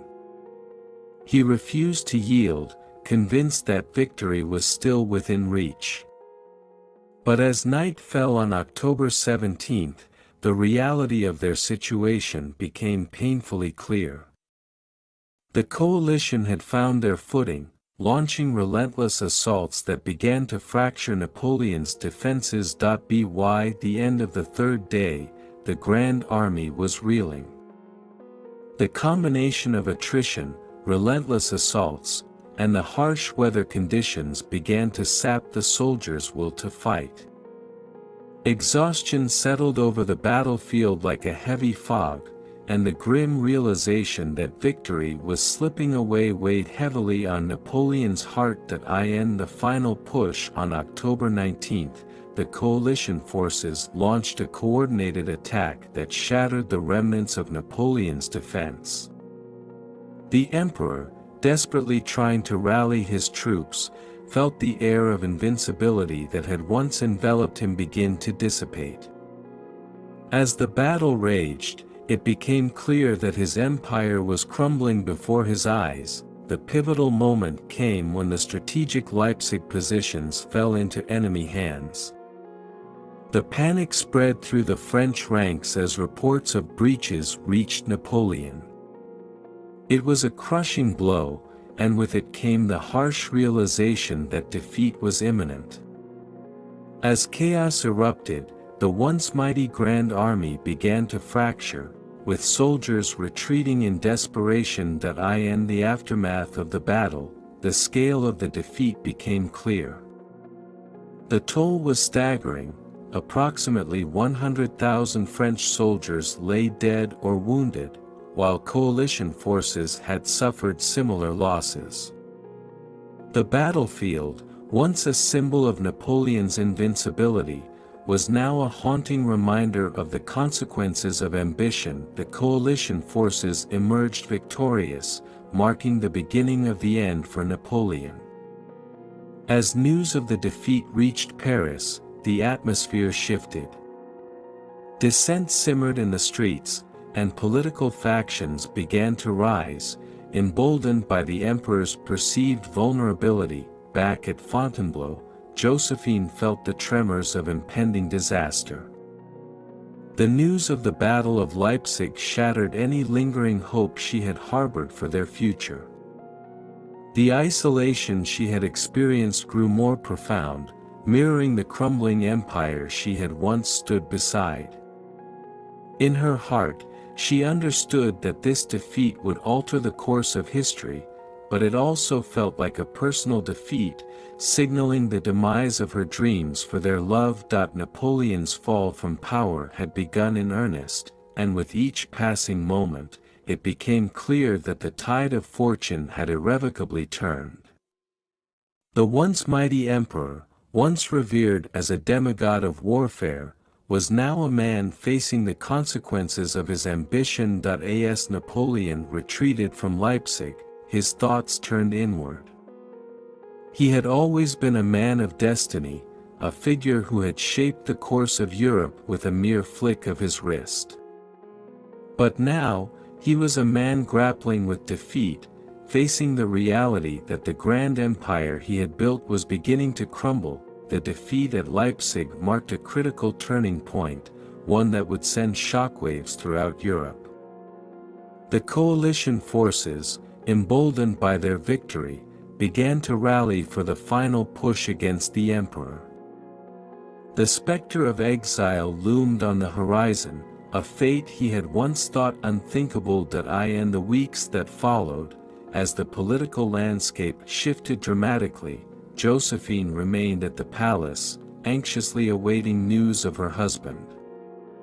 She had been left in a state of limbo, her heart entwined with the man who was now on the precipice of ruin.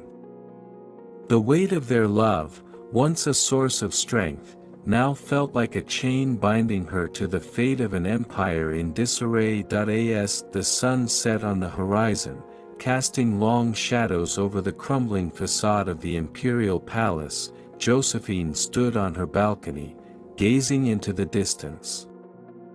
The world felt achingly empty, and her heart ached for the man who had once ignited her soul. In the silence, she whispered a prayer for his return, not just as emperor but as the man she had loved through all their trials. The sun dipped low on the horizon, casting a warm glow over the island of Elba, a stark contrast to the turmoil raging in Napoleon's heart. As he stepped off the ship that had brought him to this rocky outpost, the weight of his abdication settled heavily upon him.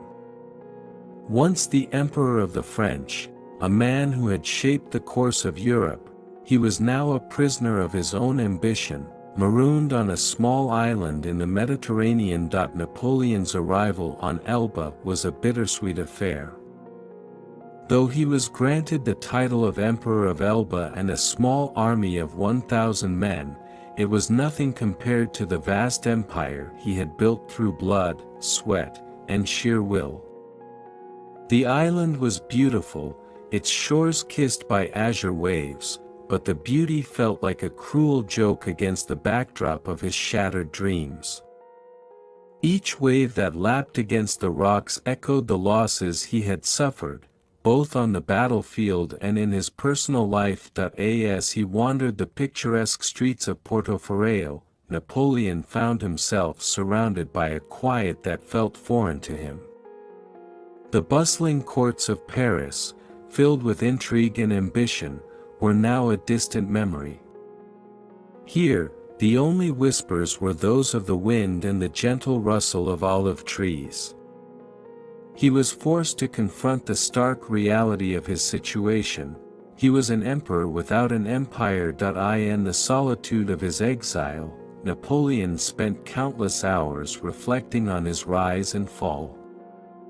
He walked along the rocky cliffs, gazing out over the vast sea that had once been a pathway to his glory. Memories flooded back, victories celebrated, allies gained, and the exhilarating taste of power.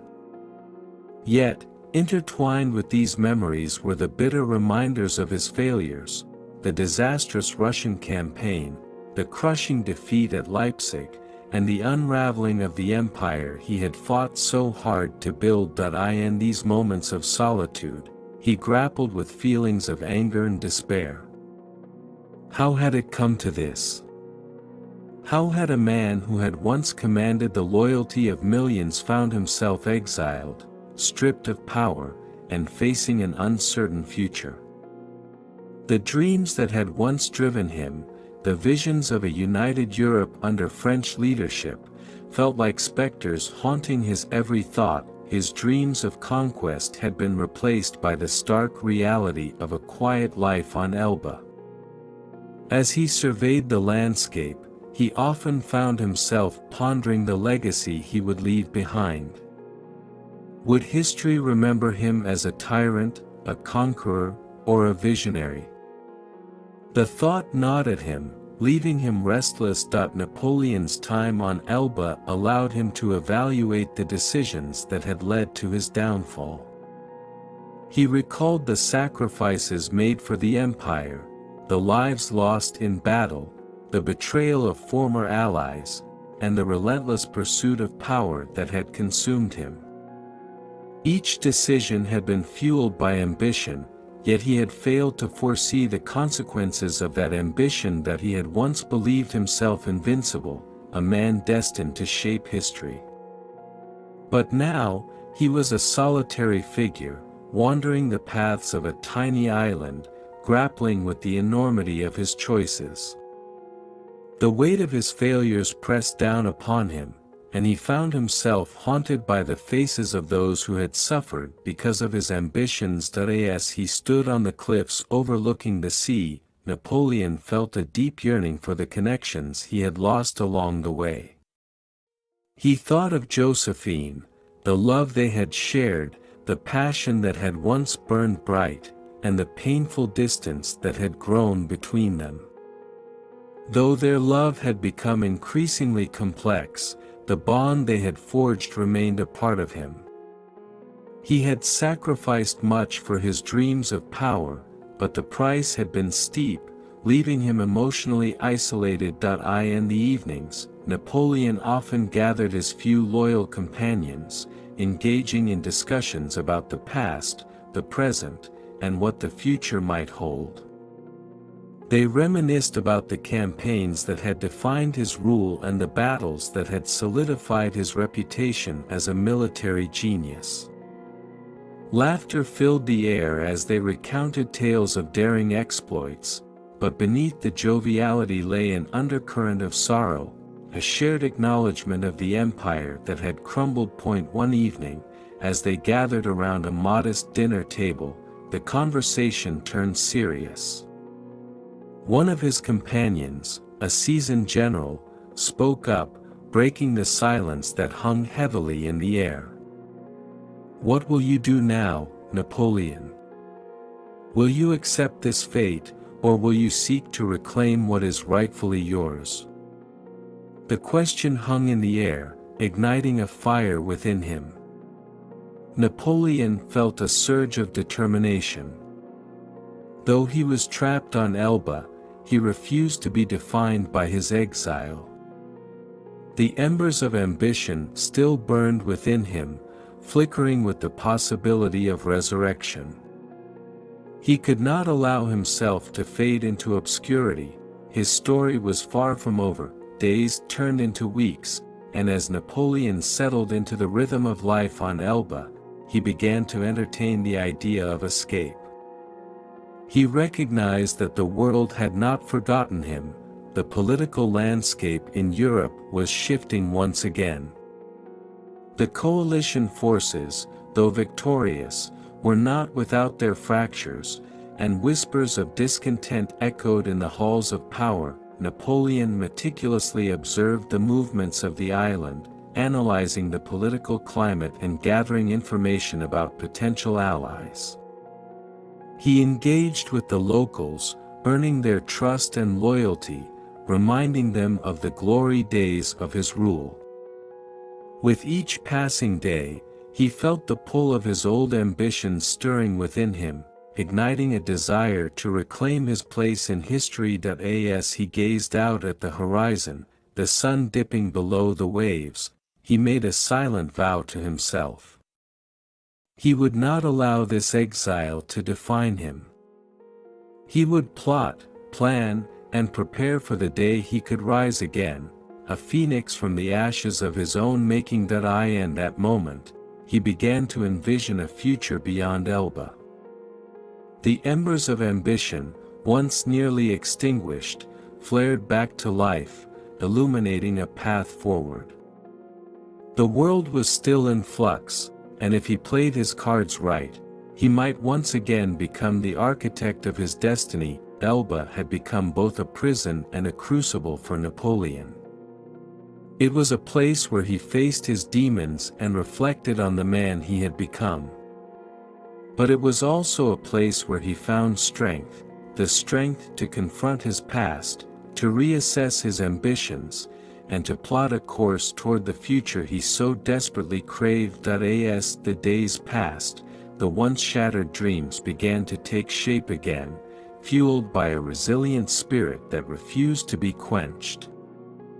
With newfound resolve, Napoleon embraced his exile as a transformative period, a time to regroup, to strategize, and to prepare for the inevitable return to power. the road ahead would be fraught with challenges, but in the solitude of Elba, he discovered the seeds of hope buried beneath the rubble of his failures. Napoleon Bonaparte was not finished yet. The world may have turned its back on him, but he was determined to rewrite his story, reclaim his legacy, and rise once more from the ashes of ambition. The sun broke over the horizon, illuminating the island of Elba, but for Napoleon Bonaparte, the dawn of a new day brought more than just the promise of light. It heralded a storm, one that would sweep him back into the tempestuous world of politics and power. In early March 1815, a sense of urgency gripped him. He could no longer remain a passive observer of his own fate. In the quiet corners of his mind, the fires of ambition blazed once more. News from the mainland told of unrest and dissatisfaction with the Bourbon monarchy that had replaced him. King Louis XVIII's reign was fraught with instability, and the people of France yearned for the glory days of the empire. Napoleon sensed an opportunity, and with a heart full of determination, he began to plot his return. With the support of a few loyal followers, Napoleon made the audacious decision to escape Elba. On March 26, 1815, he boarded the ship La Frémousse, and within days, he would make landfall on the shores of France, a place where he once held unparalleled power. As the ship cut through the waters, he felt the weight of his past ambitions propelling him forward. When Napoleon stepped onto the French soil, he was greeted not with the empty silence of exile but with the roar of a rising tide. The atmosphere crackled with energy, and the spirit of revolution seemed to swirl in the air around him. His heart raced as he inhaled the familiar scent of freedom. This was the land where he had fought, bled, and conquered. As he journeyed toward Paris, his presence sparked a frenzy. News of his return spread like wildfire, igniting a wave of excitement among his former soldiers and supporters. They flocked to him, swept up in the fervor of nostalgia and the promise of a leader who had once brought them glory. The banners of the empire were unfurled again, and the songs of the soldiers filled the air, drowning out the whispers of doubt. Napoleon's charisma and magnetic presence rallied the troops who had once fought under his command. He knew that this moment was pivotal. He had to reclaim not just his title but the hearts of the people. His speeches were electrifying, evoking memories of past victories and promising a return to greatness. "I am your emperor," he declared, and with each proclamation, the collective memory of his past glories surged to the forefront. As he marched toward Paris, Napoleon found himself in a whirlwind of emotions. The streets were filled with supporters, chanting his name and showering him with adoration. He could hardly believe the power of his resurgence. The image of the man in exile began to fade, replaced by the emperor who had returned to reclaim his throne. Once back in Paris, he immediately set to work re-establishing his authority. He called upon his former generals and advisors, many of whom eagerly returned to his side, their loyalty ignited by the embers of ambition that still burned in their hearts. The government of Louis XVIII, meanwhile, trembled in fear as they realized the depth of his popularity among the masses. Napoleon wasted no time in reinstating his policies, promising reforms that would benefit the people and restore the French glory. His charisma, combined with the undercurrent of unrest that permeated the nation, allowed him to gather support rapidly. His initial triumphs were exhilarating, and he felt himself awakening from the slumber of exile. However, the tides of fortune are notoriously fickle, and as Napoleon reveled in his newfound power, the shadows of impending conflict loomed ever closer. The Allied powers, determined to prevent another resurgence of his rule, began to mobilize against him. The coalition forces that had defeated him at Leipzig were already whispering about a new war, one that would once again determine the fate of Europe. Despite the looming threat, Napoleon remained focused on solidifying his rule. His initial days back in power felt euphoric, but the reality of a continent on edge gnawed at the edges of his confidence. He knew that a confrontation with the Allied armies was inevitable, and with each passing day, the pressure mounted. As he convened with his generals, he felt the familiar mixture of excitement and dread. They discussed strategies, potential allies, and the formidable coalition forces poised to strike. Napoleon's mind raced as he considered the stakes. This was not merely a battle for power, it was a gamble with his legacy on the line. The urgency of the moment propelled Napoleon to make bold decisions.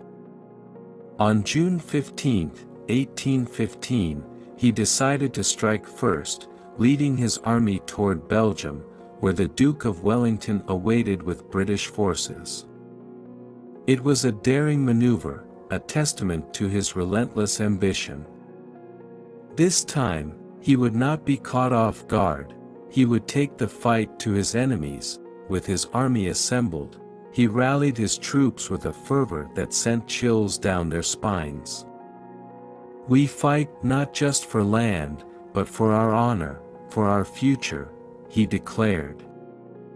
The cries of "Vive l'Empereur" echoed through the ranks, igniting a fervor reminiscent of his earlier campaigns. As Napoleon prepared for battle, he was acutely aware of the fragility of his situation. The Allies were mobilizing, and the stakes had never been higher. In those moments, he found himself standing at the precipice, where ambition clashed with the specter of potential defeat.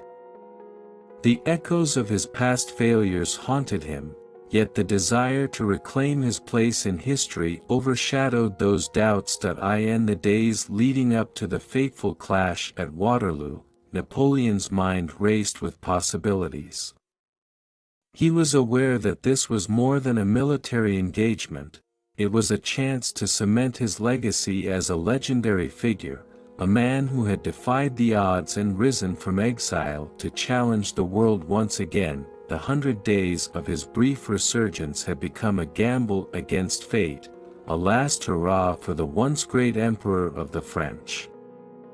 Napoleon understood that victory could restore his empire and transform him into a mythic figure in the annals of history. But if he failed, he would be remembered as a tragic hero, a man whose ambition led to his ultimate downfall. As he prepared for the clash with the coalition forces, he couldn't shake the feeling that history was watching. The stakes were high, and the weight of the world rested on his shoulders. In the silence of the night, he whispered a silent prayer, a plea for strength and clarity, determined to face whatever came next with the unyielding spirit of a true emperor. The morning of June 18, 1815, dawned with an oppressive weight hanging in the air.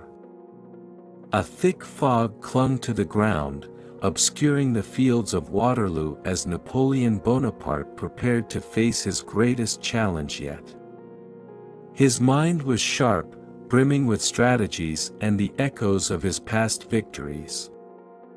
Yet, beneath the surface, anxiety gnawed at him, whispering doubts that threatened to unravel his confidence. Napoleon stood atop a rise, surveying the landscape where destiny would soon unfold. The fields, once ripe with potential for victory, now felt charged with an ominous energy. The distant sounds of hooves and the clinking of metal heralded the approach of the Duke of Wellington's coalition forces. His troops assembled below, a mix of seasoned veterans and fresh recruits, their faces illuminated with the fervor of renewed purpose. Napoleon could feel the energy of his army, a palpable force that surged through him. This was not merely a battle for territory, it was a confrontation with history itself. The stakes had never been higher. As the sun rose higher in the sky, the fog began to lift, revealing the vast expanse of the battlefield. With a decisive nod, Napoleon ordered his forces to advance. The air crackled with tension as both sides prepared for the inevitable clash. In the distance, Wellington's troops stood resolute, a formidable wall of determination ready to meet the challenge. The initial assault commenced with cannon fire echoing across the fields, shaking the ground beneath their feet. Napoleon, fueled by the thrill of combat, maneuvered his troops with the precision that had once defined his military genius. He felt the familiar rush of adrenaline, the intoxicating high of command, as he directed his forces toward their targets. However, as the battle raged on, the tide began to shift. Wellington's forces, bolstered by the strategic advantage of the terrain, held their ground. The disciplined ranks of British soldiers stood firm, their resolve unwavering. As the day wore on, the weight of the battle began to bear down heavily on Napoleon's shoulders. He could sense the momentum slipping through his fingers like sand. Just as Napoleon began to regain control of the battlefield, the sound of distant thunder rumbled ominously. It was the arrival of Gebhard Leberecht von Blücher and his Prussian forces. The coalition had united against him, and the unexpected onslaught was a devastating blow. The Prussians charged onto the field, striking at the flanks of Napoleon's weary troops. The sight of the advancing Prussian army sent shockwaves through the French ranks. The unity of the coalition had been a possibility he had underestimated, a miscalculation that would cost him dearly. With renewed vigor, Blücher's forces surged forward, shattering the carefully laid plans Napoleon had crafted. In that moment of chaos, the battlefield became a maelstrom of violence and confusion. The cries of the wounded mingled with the thunder of cannon fire, and the ground churned beneath the feet of soldiers, transforming into a graveyard of dreams. The realization settled like lead in Napoleon's stomach. This was the moment he had feared, the reckoning he had not anticipated. As the battle reached its zenith, Napoleon fought desperately to rally his men. "Stand firm. Fight for glory. Fight for France," he shouted, his voice ringing across the chaos. But the resolve of his troops began to falter as they faced overwhelming numbers and relentless attacks. His heart raced as he witnessed the disarray spreading through the ranks. Men he had once commanded with unwavering loyalty were now caught in the grip of panic.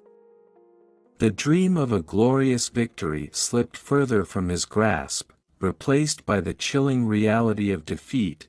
Amidst the clamor, Napoleon sought his key generals, but the confusion rendered communication nearly impossible. The loss of control only heightened his desperation. The weight of responsibility bore down heavily on him as he struggled to make sense of the chaos, grappling with the realization that his empire was unraveling before his eyes. In a last-ditch effort, Napoleon ordered one final assault, hoping to turn the tide of battle. He surged forward with his elite Imperial Guard, a unit known for its unwavering loyalty and combat prowess. Their advance was met with fierce resistance, but the air crackled with the determination of men willing to lay down their lives for their emperor. But as they pressed on, the tide of battle shifted irreversibly. The combined forces of Wellington and Blücher overwhelmed the French lines, breaking through the defenses that had once seemed unassailable. The sound of muskets firing and cannonballs crashing echoed like a death knell, reverberating in Napoleon's ears. With each step forward, the hopes of a restored empire crumbled. The reality of defeat washed over him like a tidal wave, crashing into the shores of his ambition. He could feel the ground beneath him shift, as if the very fabric of his dreams was unraveling with every passing moment. That as dusk fell over the battlefield, the sounds of warfare began to fade. The cries of the wounded mixed with the chilling silence of defeat. Napoleon stood among the remnants of his once great army, the realization of his failure settling in like a heavy fog. The dreams of glory that had propelled him forward now lay shattered at his feet. With the battle lost and the weight of history pressing upon him, Napoleon faced a stark reality. The fires of ambition had ignited too fiercely, consuming everything in their path. The world had changed, and so had he. In the waning light, he turned away from the battlefield, leaving behind the echoes of battle cries and the remnants of a fallen empire. As he made his way back, he reflected on the choices that had brought him to this moment, the sacrifices made, and the relentless pursuit of power that had ultimately led to his undoing. Waterloo would be remembered not just as a battlefield but as the crucible of his ambition, a moment that sealed his fate and transformed him from a legendary conqueror into a tragic figure in the annals of history.